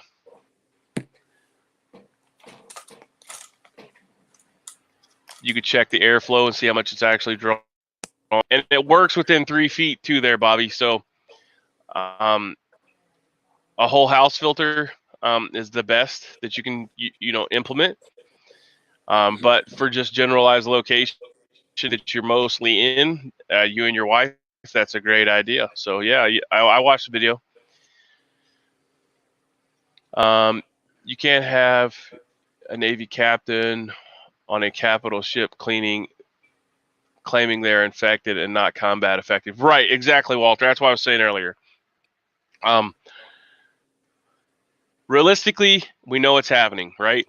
But if you put that out there into the public's eye, it undermines our military readiness, and that's the problem I see with it. That's because we have a standing military. Like I said. Well, but you can't undermine our effectiveness. You know what I'm saying? Like yesterday on Delaware Patriots chat, people were worried about. They were saying, "Oh, my daughter is in the Air Force. She's pregnant and at Ramstein Air Base." Well, they're going to take care of their people, all right? Officers especially, because they're officers, right? So people are worried about their family that's deployed and everything, and I get that 100%. I was deployed before too, so I know what it's like. But you can't come out and say that our militariness, our fighting force that protects our country, is not a force to be reckoned with, because then you look weak, and gives the other powers that would be the opportunity to feel like they can do what they want to, because we're in a weakened state. So.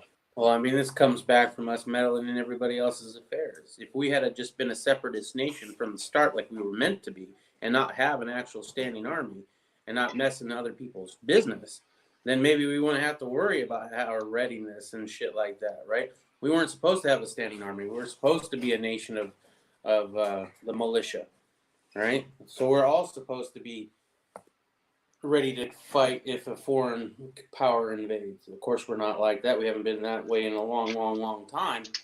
But I'm just saying, this is not the way it was designed. We are being propagandaed and not allowed to know what's going on, even though we, the people, are supposed to be the ones in power and they're supposed to be our servants. It's not the case.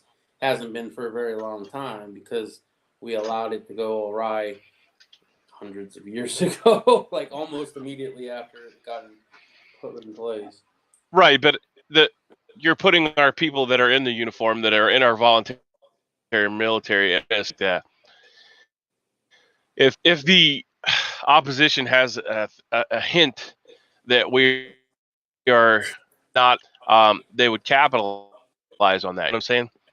Even though they're sick too, you know what I'm saying? I mean, I get where you're coming from. At the same time, though, I don't see it happening. I mean, really, do you think China's going to invade or Russia's going to do anything? I mean, our military I don't put anything past ready, anybody. Our military might not be ready, but we got a lot of people that are willing to go and do shit if it's needed. A lot of ex-military who's willing to go back and do what's needed if the situation comes up, and a whole bunch of people who never been in the military but had a shit ton of firearms ready to go to town if something came up. It's not like we couldn't defend if a foreign invader invaded. You know what I mean? It'd be pretty stupid, even if our military isn't at 100%, to try it.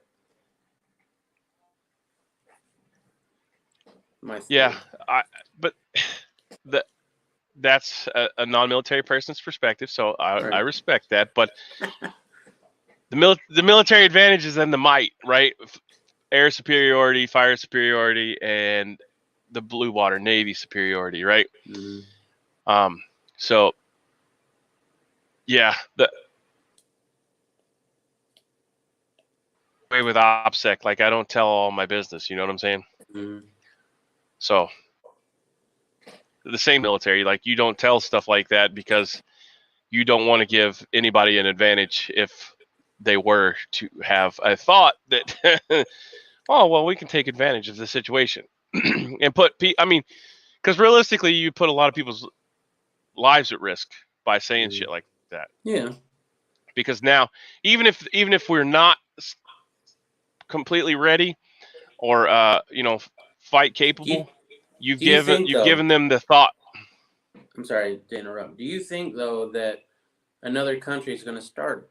Because that's not the history of our nation. Our nation's history is that we start the shit most of the time, one way or the other. Even Pearl Harbor, we started that shit before we got attacked at Pearl Harbor, right?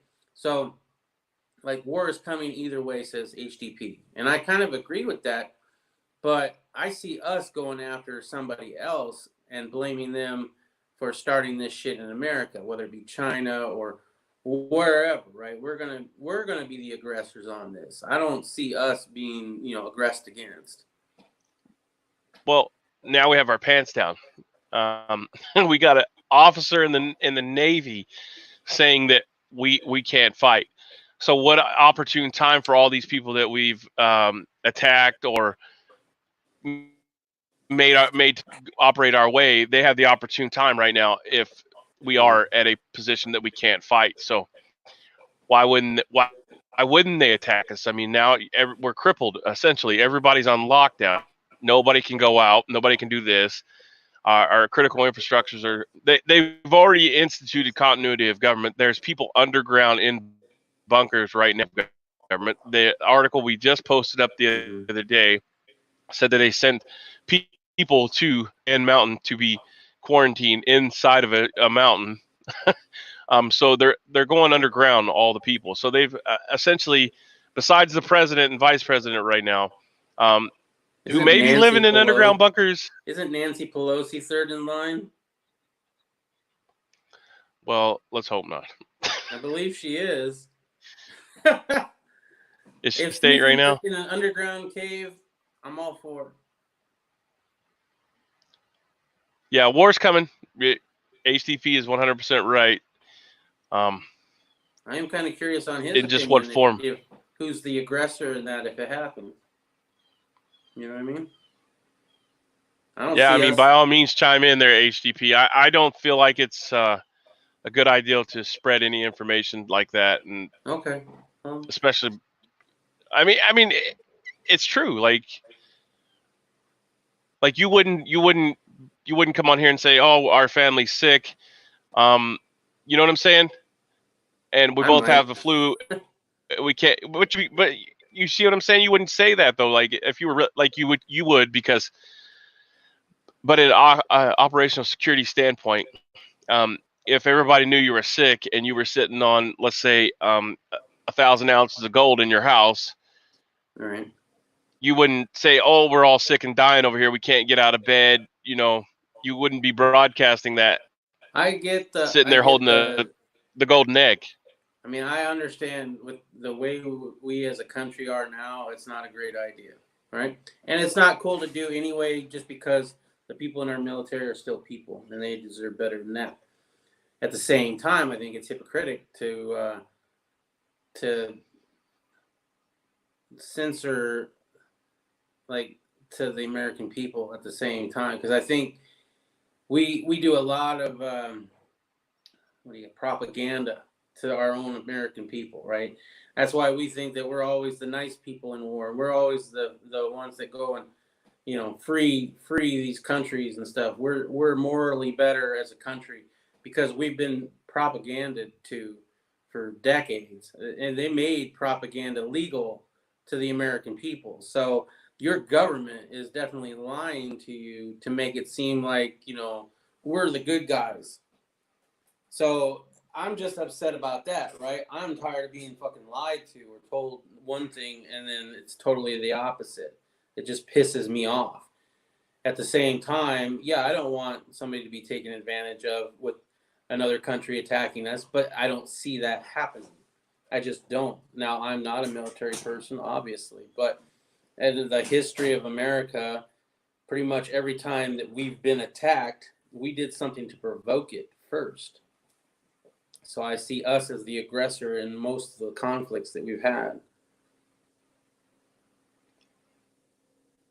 Well, Walter Davis said, as soon as the captain started talking, China started back up with their. They own the sea and started moving the ships. So, Yeah, I didn't know that. I mean, they're already taking a more aggressive stance. Well, they're blaming us. Tony Right? says, whale wars. Yeah, well, yeah, they initially blamed us, but it was some low-level person, supposedly. Yeah, and I mean, A carrier is a strategic piece of foreign policy. He doesn't have it's not his place to say that shit. I don't know. It just puts lives at risk that not necessarily need to be. I need some moonshine. Foucault says,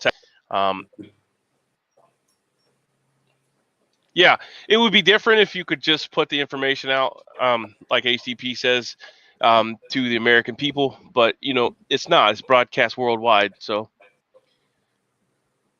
as a nation, we look weak. We look weak under Obama because he done away with a lot of our military stuff. Trump's trying to build it back up. So yeah, it's not a good idea to say stuff like that. Guten Tag, says Tony. I just need moonshine. Yes, Tony, we all need moonshine. Patriot in the Dark says, I'm in the camp that America is the best. Sorry, spent time anywhere else and look back to the U.S. to see if you have the same point of view. Oh, Yeah, I'm it's not saying it's definitely not a different great place to perspective. live. It's not. Yeah, I'm not saying it's not a great place to live, but home of the free and land of the brave. No, man, we've given that up a long time ago. It's not what it's supposed to be, and it hasn't been for a very long time. Would I want to be anywhere else? Obviously not. But I do think that we should really focus. I think letting people understand the importance of what we've lost and trying to get back as much of that as we can is important.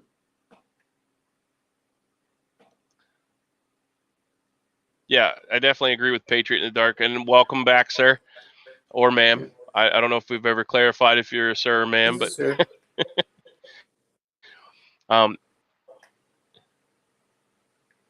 He's a military, I think. Yeah. He's 100% blind. I do know that. He did tell us that. So, I don't know if that was due to your service, but that's not something we need to ask unless he wants to share. Right. So, or her. So, but yeah, I agree wholeheartedly. Don't tell our business. I mean, you're just giving away. And it's true. It's true. If you've not been to a third world shithole country and seen what it's like, I tell my wife that all the time. She's like, I can't believe they would do that stuff. I'm like, yeah. Whenever you stone your wife to death because she didn't go out with her head covering on, I mean, what are we thinking there? But I won't get on that right now. Captain Ron says Tactical Tony. Don't know what that's in reference to. Is that a movie? Because I'm not a movie. Much love to you, Tony. Hopefully you're doing good. Will this chat continue when the riots start? Yeah, well, shit, we may go live. I'm going to have to charge up my GoPro. And I have a GoPro mount for my chest iron. So if the riots happen, we'll go with chest iron and GoPro attached. They make a nod mount that you can mount a GoPro to your helmet. So just the average blind Marine. Laugh out loud. Yeah, hey, still just as mean, still just as green, just not as lean as what that tag says. Hey, you were talking about how it's good to rule the night. I mean, you could have it pitch black in your house. You don't have to worry about it. I mean, they're the ones that are going to have to see in the dark. So yeah, I mean, that's just that something. could be an advantage, I guess. It's definitely an advantage to either have night vision or FLIR or both. I know, but I mean, he's already used to operating in the dark. That's what I'm... Sorry, I have a bad way of getting my point across sometimes, but I'm just saying he's used to getting shit done in the dark, whereas somebody breaking in or whatever the situation might be, might not be. So I don't know his specific situation, but I would. All right, yeah. Let me just shut up now before I don't know. I don't know how it is to be blind. I'm semi blind because I'm visually challenged, but I can still see. So, I assume that all the other senses are heightened. I don't know. I don't know. Maybe you could tell us. Maybe you can't. I mean, if you want to talk about it, we'll be more than happy. I know he's got a video on it. I haven't watched it yet, but I watched a few of his videos. Interesting channel for sure. You learn a lot. Right? Yeah, I'd learn new things.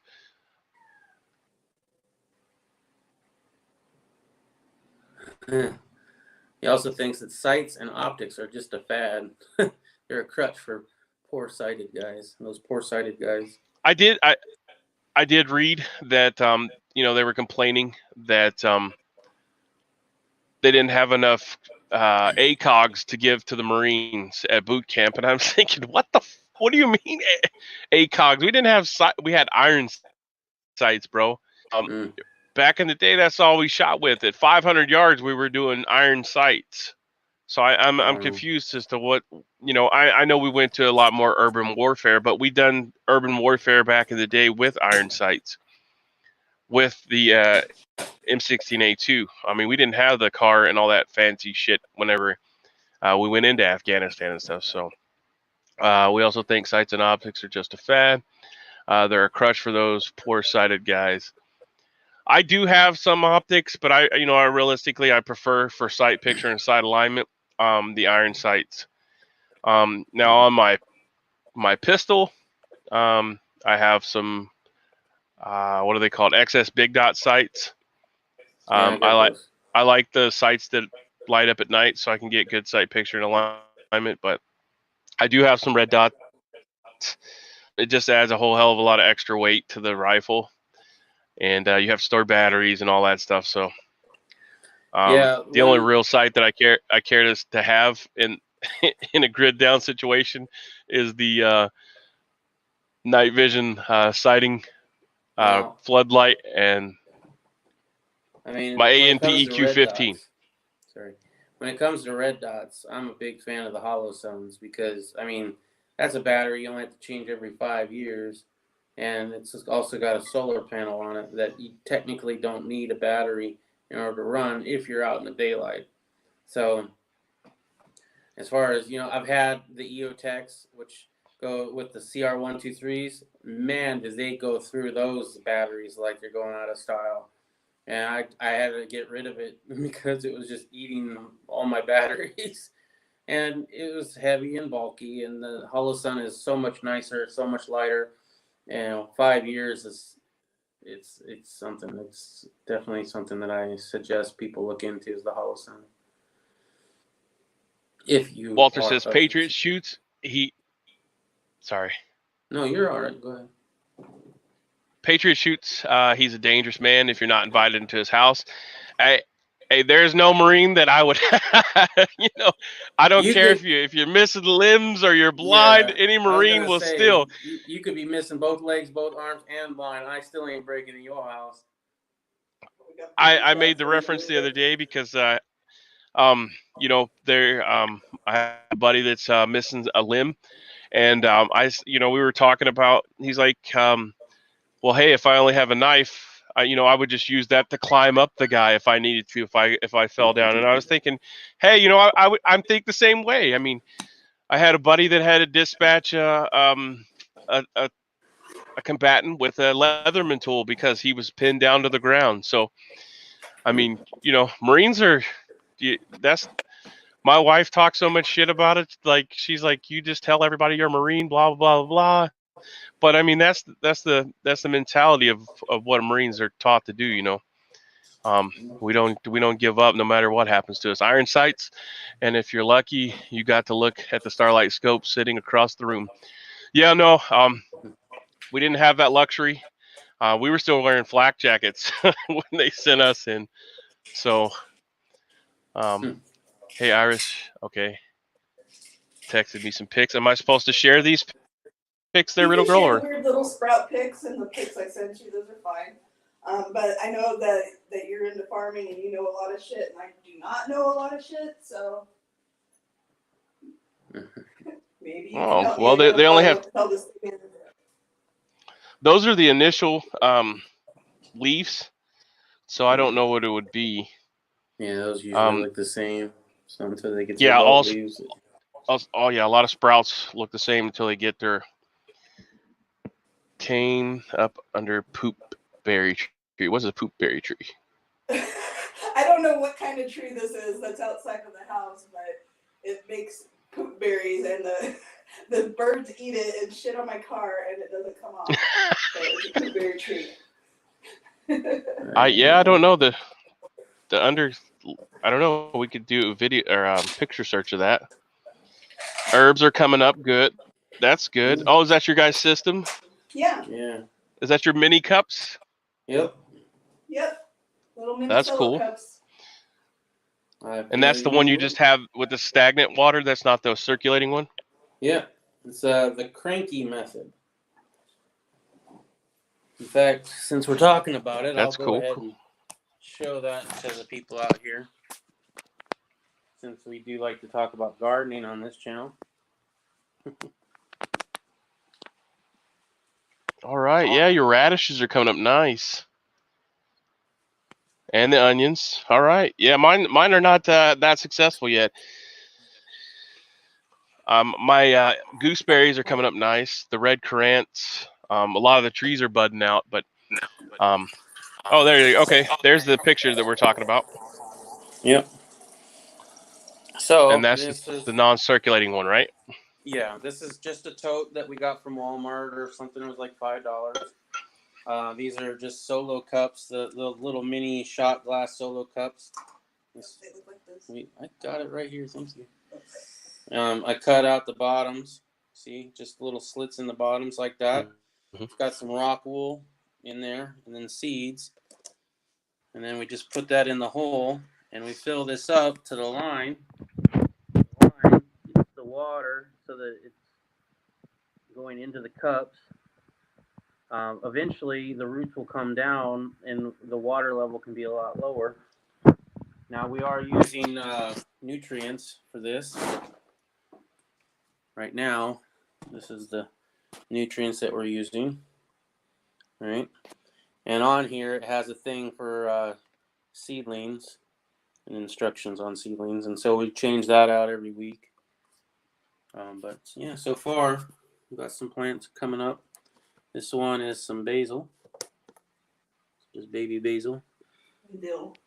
And this one, what's this one? That's the dill. That's the dill? Yeah. Yeah. So, got a few of them. So what did you have planted in your garden last year? That would be, that little sprout could possibly be something that you let go to seed and came back up. So that little on your we garden had weeds sprout growing in our garden last year. Yeah. You didn't plant any. Year. You didn't plant anything of food value. No, and it's a weird thing because that's actually under the tree and not in the garden. And the only thing I can think of is that we had tomato plants and pepper plants sitting in solo cups out underneath that tree for a while, and they got blown over, and some of them died, and blah blah blah. Right. So I'm wondering if it could be one of those seeds or something coming back from there where it had dumped over. Yeah, it could definitely be. Yeah, for sure. It does look like something that's that you planted there, so that's why I was asking.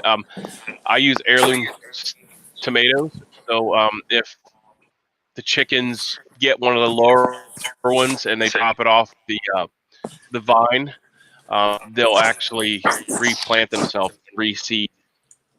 So if it was an heirloom seed and not a hybrid or anything, that could possibly be what it is. One of those fell over, or it could be one of your poop seeds, your poop tree seed, that the birds pooped out and landed in your garden, and it could be sprouting a new tree there from that seed. But I'd be interested to see what kind of berries. They may be edible. Well, I know one of our neighbors thought it was a pecan tree. Okay. But they never get to be that size at all. Well, it could be a non-pollinated. So most trees have to have a male and a female. Right. You could have, let's see, some trees you could have one male per 5 to 10 female trees, and it'll pollinate. So you may not have one close enough, but if there's bees that find another almond tree or a pecan tree, they can pollinate it that way. But you have to have bees that do that for you. So and it has to be within a 5-mile range, I think, for them to pollinate. Let's see, almond tree. No, you said a walnut tree. What'd you say it was? No, I said pecan. Pecan. I'm sorry. My neighbor thinks it's a pecan tree. Yeah. I mean, I've never seen it grow anything bigger than what she considers poop berries, but she's got all sorts of weird words and things like note spiders. Have you ever heard of a note spider? No, I have not. Yeah, that's when you see a spider and you're like, nope, and you walk out. Those might as well be called honeydew spiders because I'm the one that's sending in to kill them. So, yeah, this here's an image of what it should look like for a pecan tree. Make sure nothing's on there. It would have the nut housing. Oh, even before it got fertilized, you said? Yeah, the berries wouldn't come up like that, I don't think. It wouldn't have a berry at all if it wasn't pollinated. Okay. Let me see. Maybe, almond tree, maybe? Yeah, I've never seen any kind of nut come up on the tree. these berries turn red, and then the pigeons eat them and poop everywhere.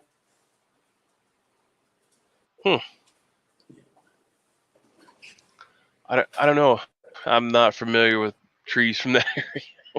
Yeah, don't Sorry, worry about it. sorry. That's okay. I was We could. curious. Patriot in the Dark says hello to Riddle Girl. I had some sweet 100 tomatoes that haven't planted them in 2 years, and I think that I do too. I have random tomato plants that just come up all over the place. Really? That's cool. Yeah. So a lot of them are cherry tomatoes because my son, my middle son, he likes to go out and just eat them off the vine. He loves tomatoes to the point to where it's like a fruit. I mean, it is a fruit, but like he goes out and picks it like it's a berry and just eats it. We could definitely, I'll do some digging and see what I can find on that Alright. picture you sent me, and we'll see if we can figure it out.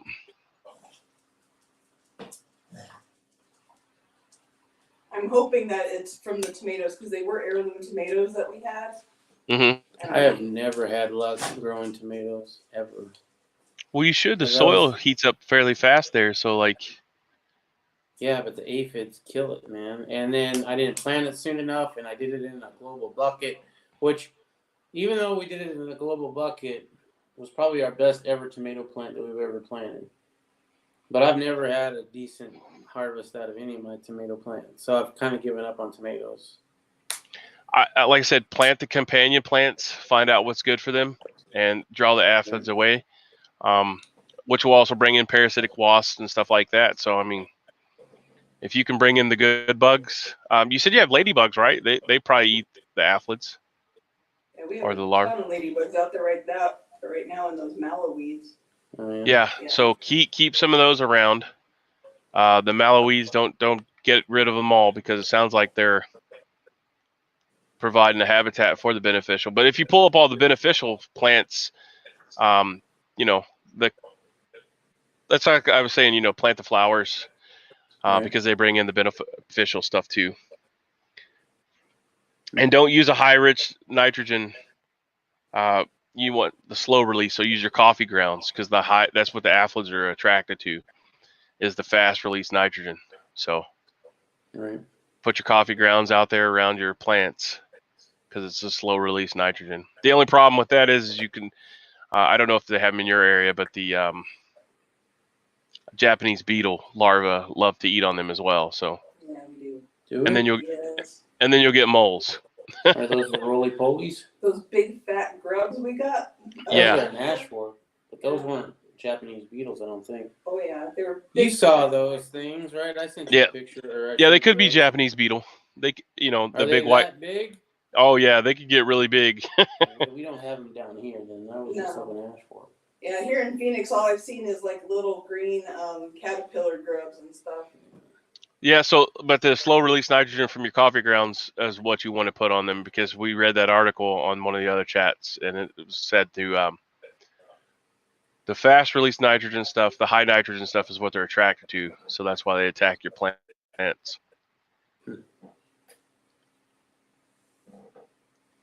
So start keeping the coffee grounds separate from the compost stuff, huh?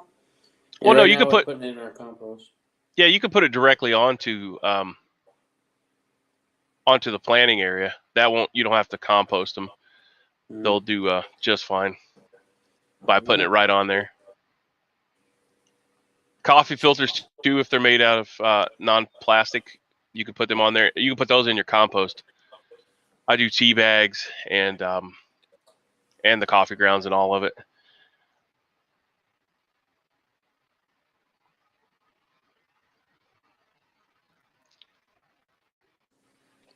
Back at the Drudge, New York, 500 deaths in a day.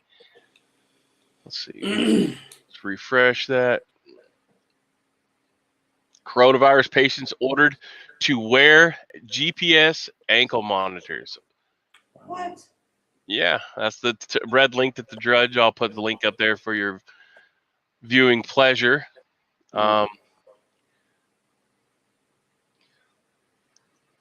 guess they're going to track you like you're a prisoner now.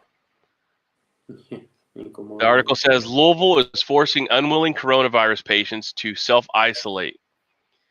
And if you're not going to abide by their first case, from first case to empty shelves, what are we doing here? Bashir wants $3 million to release patent, or 3M to release patent for N95 respirators. President Donald Trump also criticized 3M, which has Kentucky factory, over its handling of N95 respirator production during COVID-19. Where's the article I was trying to get to here? I think it kicked me out of the damn article.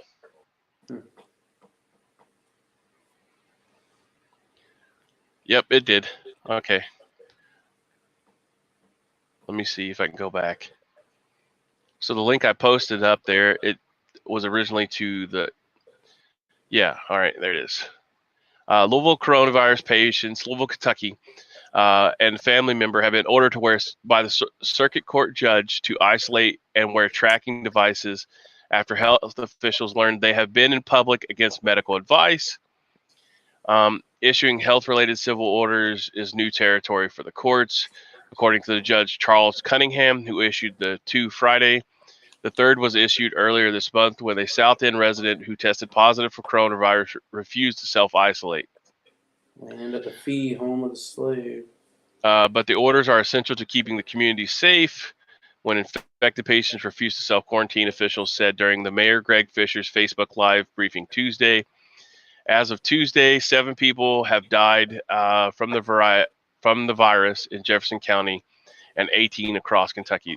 The home incarceration program is well suited for this, said Amy Hess, the city's chief of public services, which includes oversight by the Metro Corrections and Emergency Services.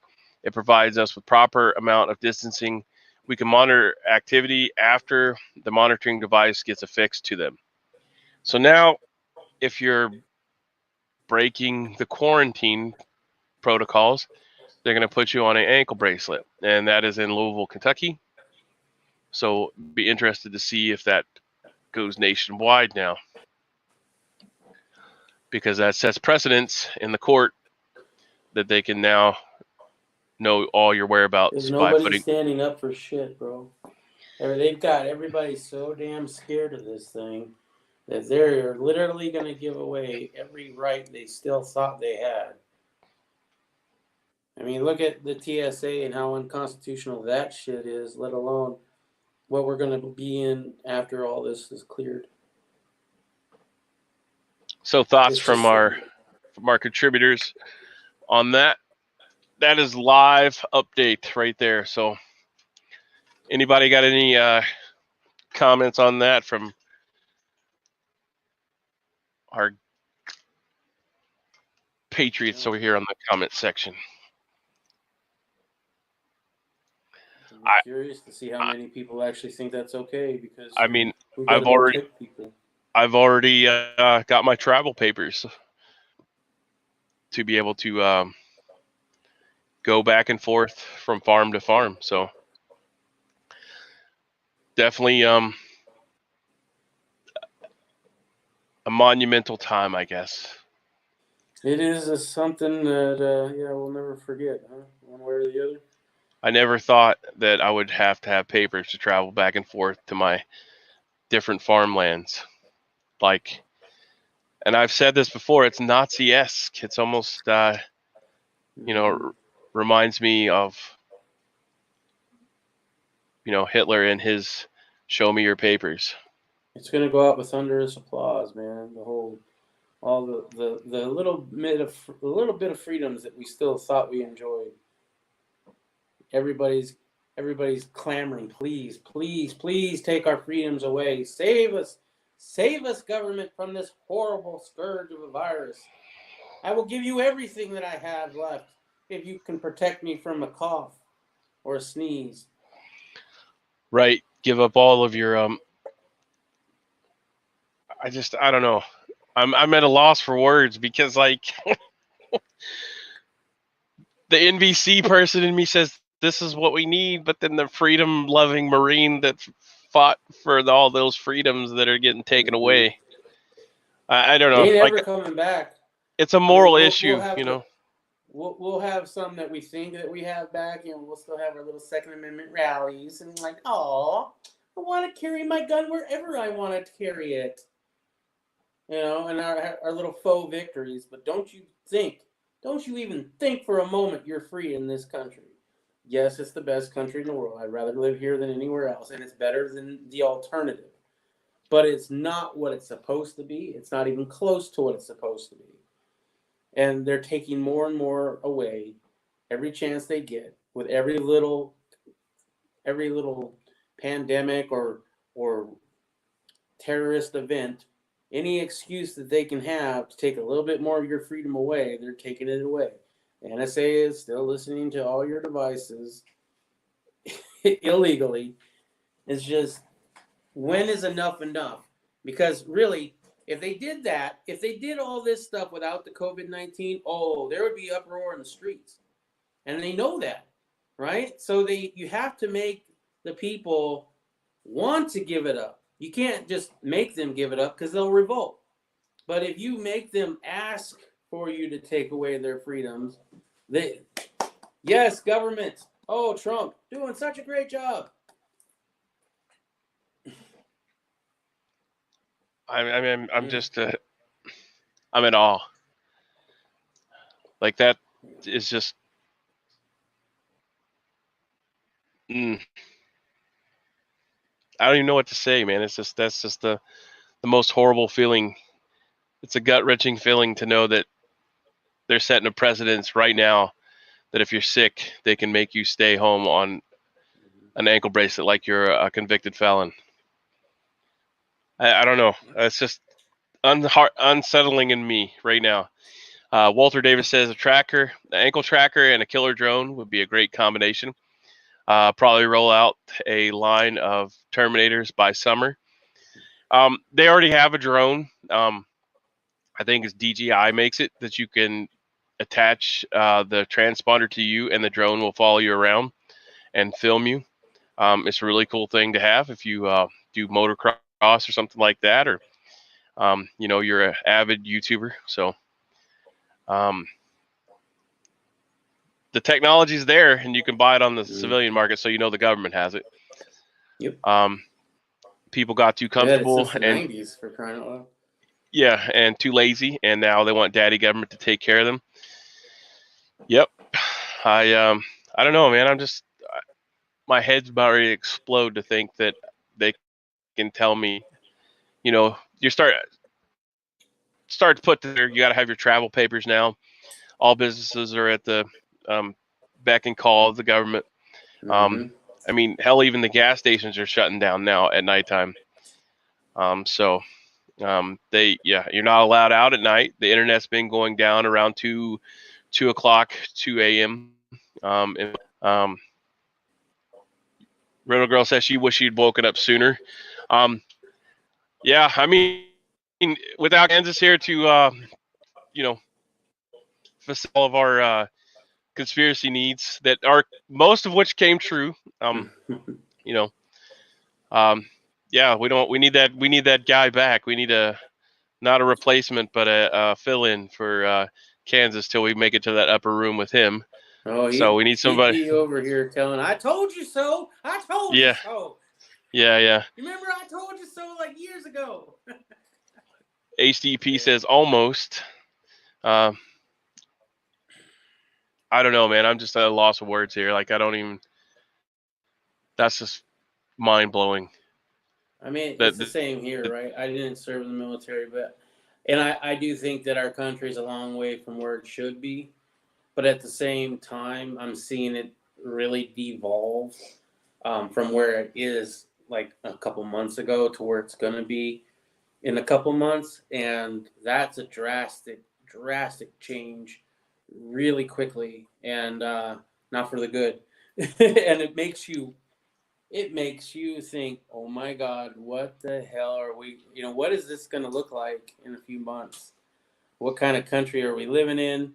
How many of these freedoms that we think we have are still going to be there? I don't know. It's not going to be the same. No, it's not. But was it even the same beforehand? Because all these things that you thought you had freedom of doing before was not. It was just they weren't cracking down on it at the time. Because technically you didn't have the freedom even then. They just allowed you to think you did.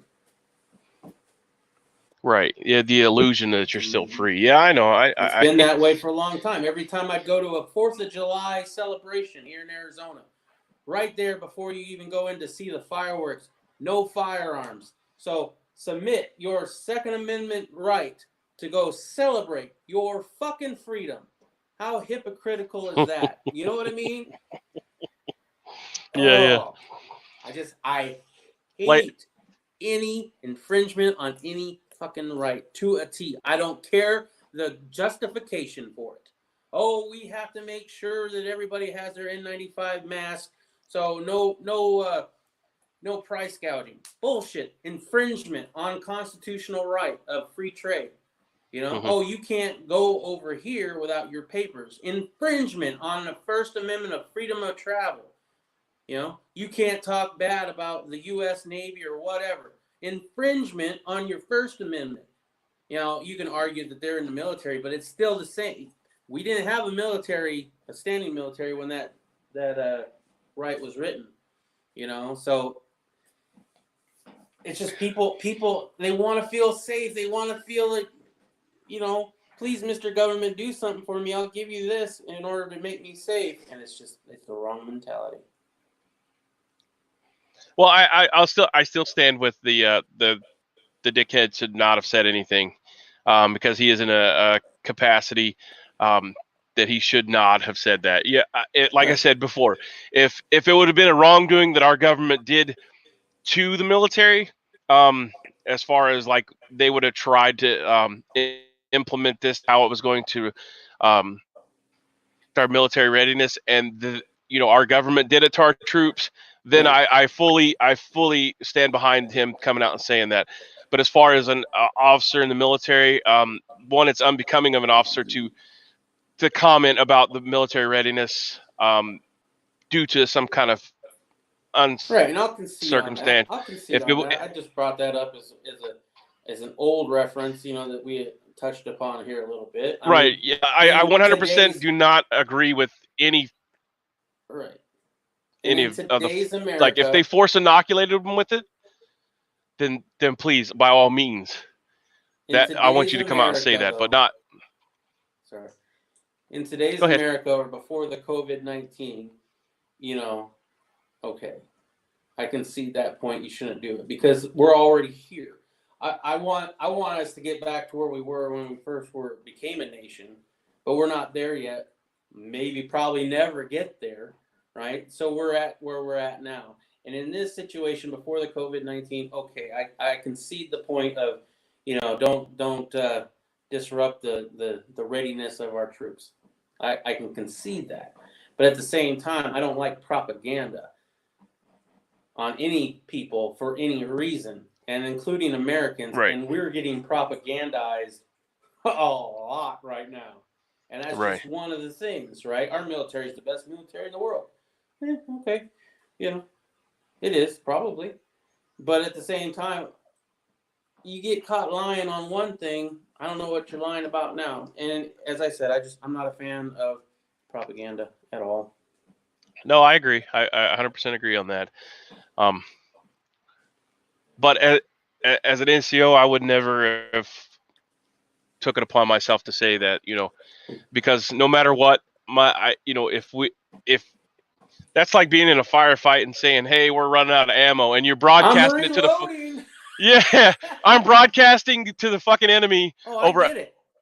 I get it. I do. Unsecured line. That's just it puts people's lives at risk that wouldn't necessarily need to be. Here's a sign, gun-free zone, right here in my house. You know, I get that. You don't want to broadcast that for sure. Walter Davis says, it used to be to make sure we get freedoms back. Yes, definitely we make. That was my, a lot of my concern with the whole giving up our freedom because of this, or the thought of freedom or the illusion of freedom. Like I said, the RBN guy in me says, hey, yeah, let's lock everybody down because that's the only way we're going to stop this. Because you can't see it, can't touch it, can't taste it, can't smell it, can't feel it. And CRBN, that's, that's the most scary thing out there, because you can't. And people don't know if it's 17 days, 14 days, or 21 days. So it's a very volatile situation when you have to take away people's perceived rights. But in the overall perspective of the chemical, nuclear, biological, and radiological setting, that's the way you have to do it. So, well, like I I want to said, touch. Sorry, go ahead. Go ahead. I want to touch a little bit upon this Walter Davis. Trying to get our freedoms back once all this ends. I hope so. I really do. But we're still don't have our freedoms back from the whole Patriot Act, and I don't think we'll ever be able to get on a flight without getting a freaking molestation check beforehand, right? But that's unconstitutional as all hell. And the whole Patriot Act is the most unpatriotic thing I've ever heard of.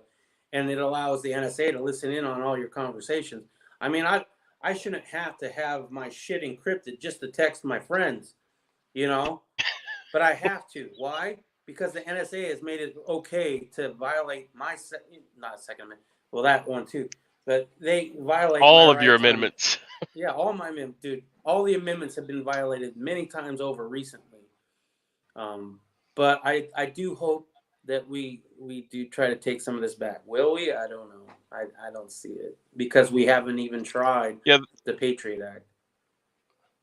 The fight has just begun on that front. Because they're making a lot of these laws to open up stuff, and we don't know really what's going on. They're just passing whatever willy-nilly to try to make laws are flying everything better. Through.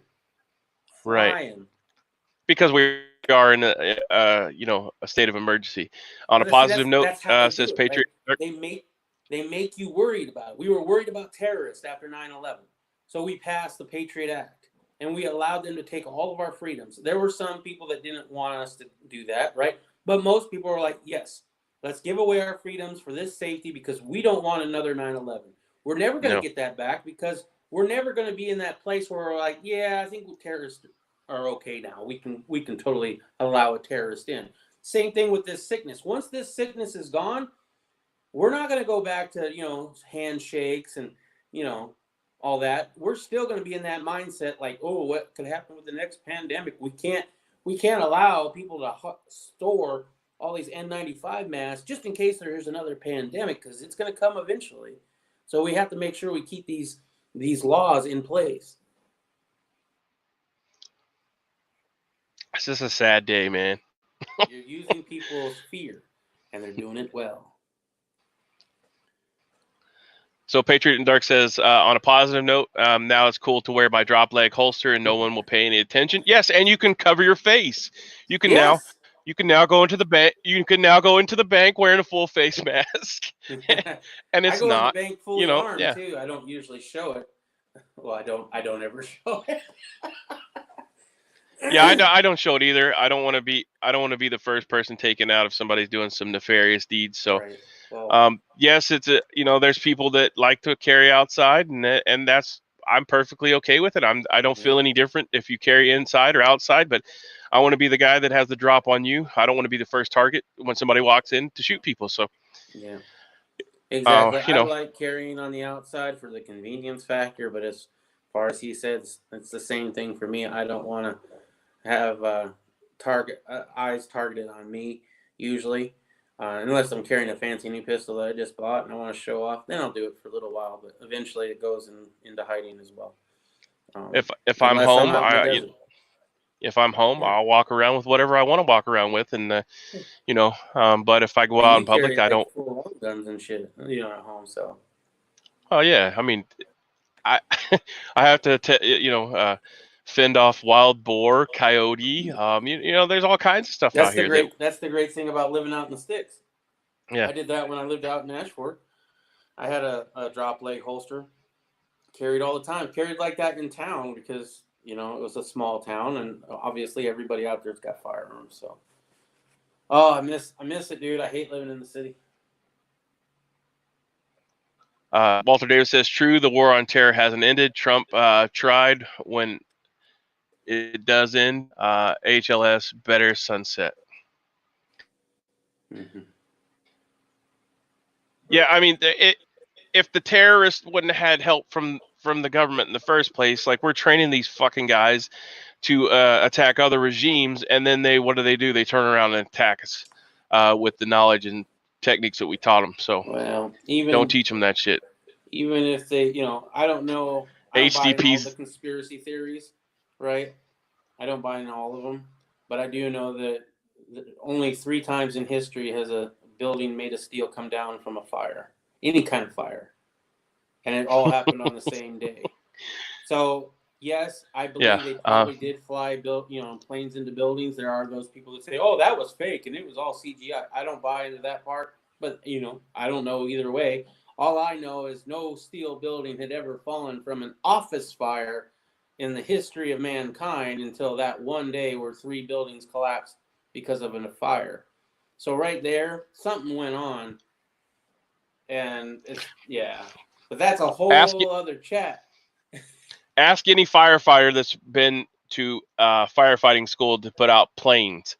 They ignite the plane with JP5 jet fuel, and the aluminum air structure does not melt down with the same fuel that was on those planes. Yeah. I'm just saying.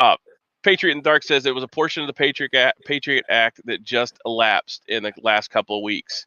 I don't know. I didn't see an article on that. I'd read that. I believe it was. That. I did hear about that, but I also heard at the same time that they did reenact it under a different thing, in a different bill. So it's not. So you think that it's gone, but it's not really. It's still there. It's just in a different packaging. I don't know everything about that, so take that with a grain of salt. But I would definitely look into it. Oh, go ahead. Go ahead. I was just listening to that. I don't know. I didn't read it. I've been so busy planting and preparing stuff like for the gardens and the crops to go in. So HDP is eating nasty grapefruit. Patriot in the Dark says, I carry concealed. The drop leg is just around the yard to scare the neighbors. Dude, if you're walking, I don't know how you get around, right? But it's either a dog or a cane, right? So, I mean, obviously, I'm assuming a lot here, right? So apologies if I'm overstepping. But if you're walking with a cane or a seeing eye dog and a drop leg holster, I would probably be like, You just need a shirt that says "I'm one bad mofo." Right. I definitely need to watch more of his videos. I think he's got a lot that would be very educational to watch. The biggest problems in the country is that all the cumulative knee-jerk responses to crisis resulting in alteration of the Constitution. Mm-hmm. If it was never changed, we would not be here. Yeah, for sure. You got a lot of sheeple. I mean, provide you with protection other than you. Police show up after the fact to write a report. I mean, they're not there. They can't put a cop at every repeat. So you are your ultimate I carry protector. a gun because the cop is too heavy. Yeah. My biggest thing is, when seconds count, police are only a few minutes away. Yeah. And in my case, it's usually 30 minutes away. So do I want to wait 30 minutes for somebody to come protect me? No, I don't. HDP says, take all your money out while you're there. Yeah. All the extra money that I have, and it's not a lot, but all the extra money that we have is out of the bank. And I encourage anybody, I've been saying it for the last few chats, including to Mr. Tommy Boy, if you got a girlfriend that has $175K in her bank account, it's going to suck because you can only take out 10,000 at a time, but I would be trying to take that out. Do not have any extra money in the bank, because when this shit goes down, they're closing the banks and your money is now their money. While you're buying stuff, buy a pallet of ammo, a pallet of magazines, and shit, you might be able to get you a Madus. If you do get a check from the government, put it into something real, because it's going to be worthless in a few months.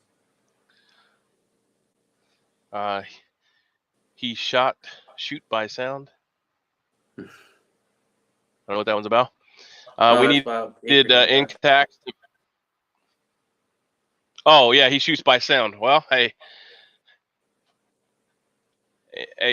I put my most Marines, so I'll stand and fight with any of them. So, you know, that's why we chose to be Marines, because we wanted to be the best at what we were. So, hell yeah, bro. I appreciate all military services, but that's my brother. If I offended, I There's right there, sisters. I'll go. We got a delay. Well, no, I mean, we don't. Yeah, they've been having problems with it.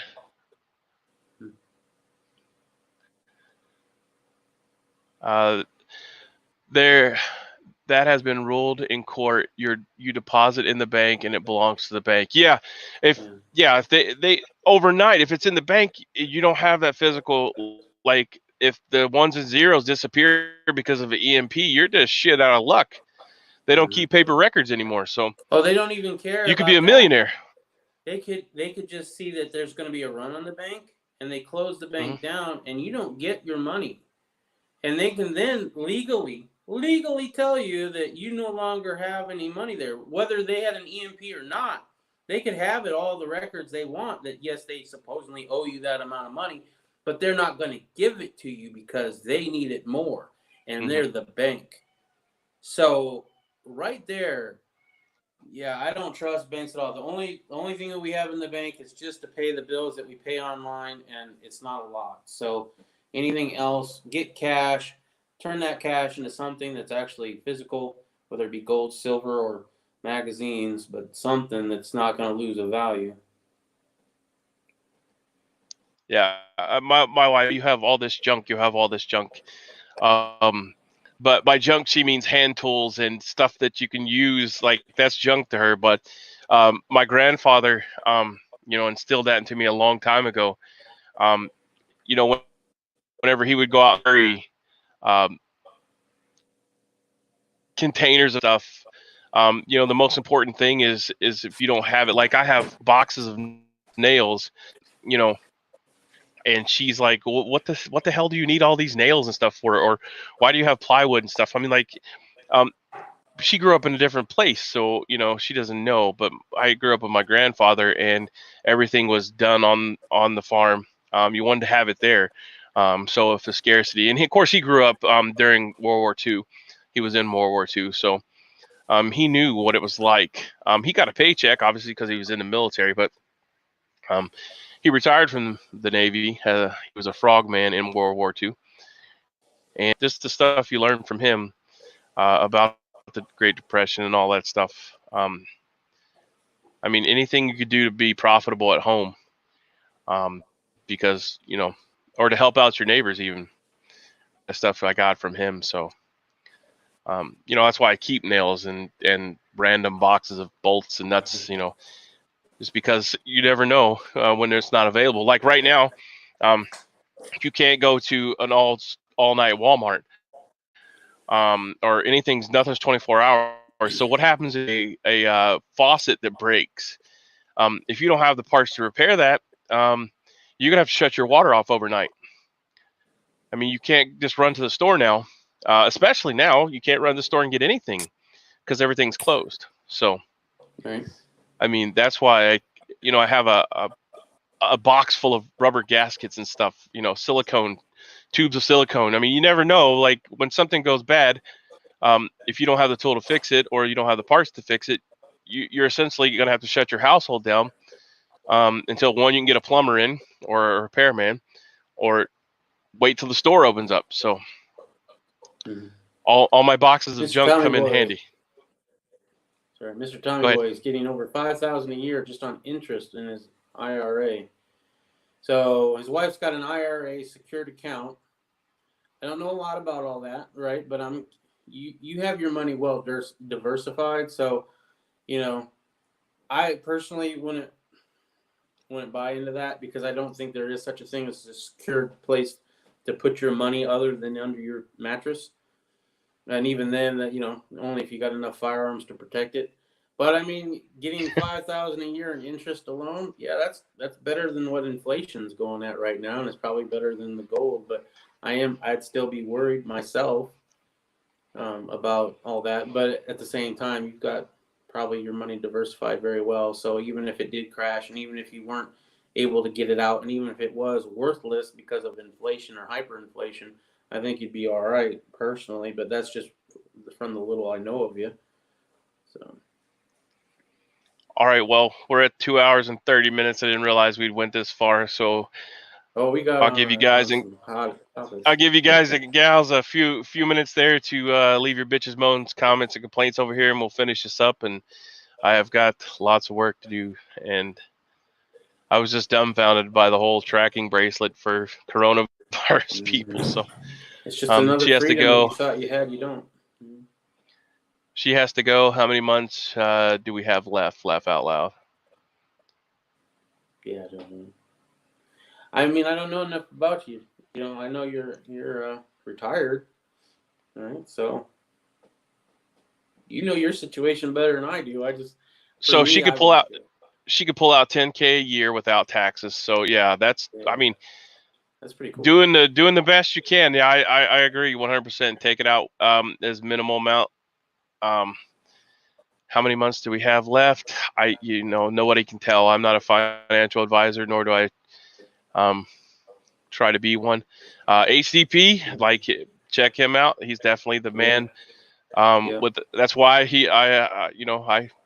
I go to him for my financial advice. I watch all of his videos on it, so he's a good guy to check out if you want to put your money in stuff. And it looks like you already follow him, so definitely buy land. Actually, don't put this out a lot, but below my GoFundMe is set up. I'm trying to buy some larger property and put military people into the farming, give them a place to go and do that, to test out their skills, to see if they're really interested in it, if that's for them. So the link's below. Copy and paste that in there, and you can go support us there. Share it. Got a really good operation set up. I don't, boast it on here a lot, but if you're interested, all the information is below. You can check out my GoFundMe to put veterans into farming instead of giving them a fish, which is something I appreciate a lot. I think it's a great cause, and if anybody's out there watching that wants to do a little something financially for somebody who's going to do something that's going to benefit people in the long run, I've already donated, and I encourage anybody else to as well. Please donate. I'm not just focused toward veterans, even though that's where I want to give back most, to veterans or disabled veterans or people that just want to come out and learn how to farm. But I'm geared more toward veterans because I want to help my brothers and sisters. Obviously, yeah. But especially, I mean, we're not getting them back into society. That's really hard I've been told. Yeah. Well, anytime you get out of the military, it's hard to transition because you're so used to that brotherhood, knowing that I can look to my left or my right and count on that person with my life. And if I give you something to do, I know it's going to be done. I don't have to come check up on you. I mean, I would say 99% of them. So, I mean, that's the way it was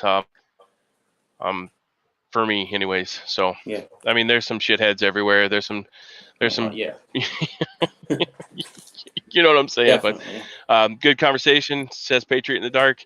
Everyone make it an outstanding day. You make it, just don't have one. Yes, sir. Yes, sir. Yes, sir. Eastwind Farms. All right. Then say again. Oh, she's asking about Eastwood Farms. If they're new, and I said, well, he was here yesterday, but yeah, he's been here a few days. Yeah, we appreciate everybody's comments, and thanks for joining us. As always, thumbs up, thumbs down, bitches, moans, complaints, leave them in the comment section below. I'm Irish USMC Vet. That's Poison Stinger. Thanks for coming out, and have a great day. We'll hopefully see you tomorrow. Godspeed and Semper Fi. Keep your family close. Watch out for that government.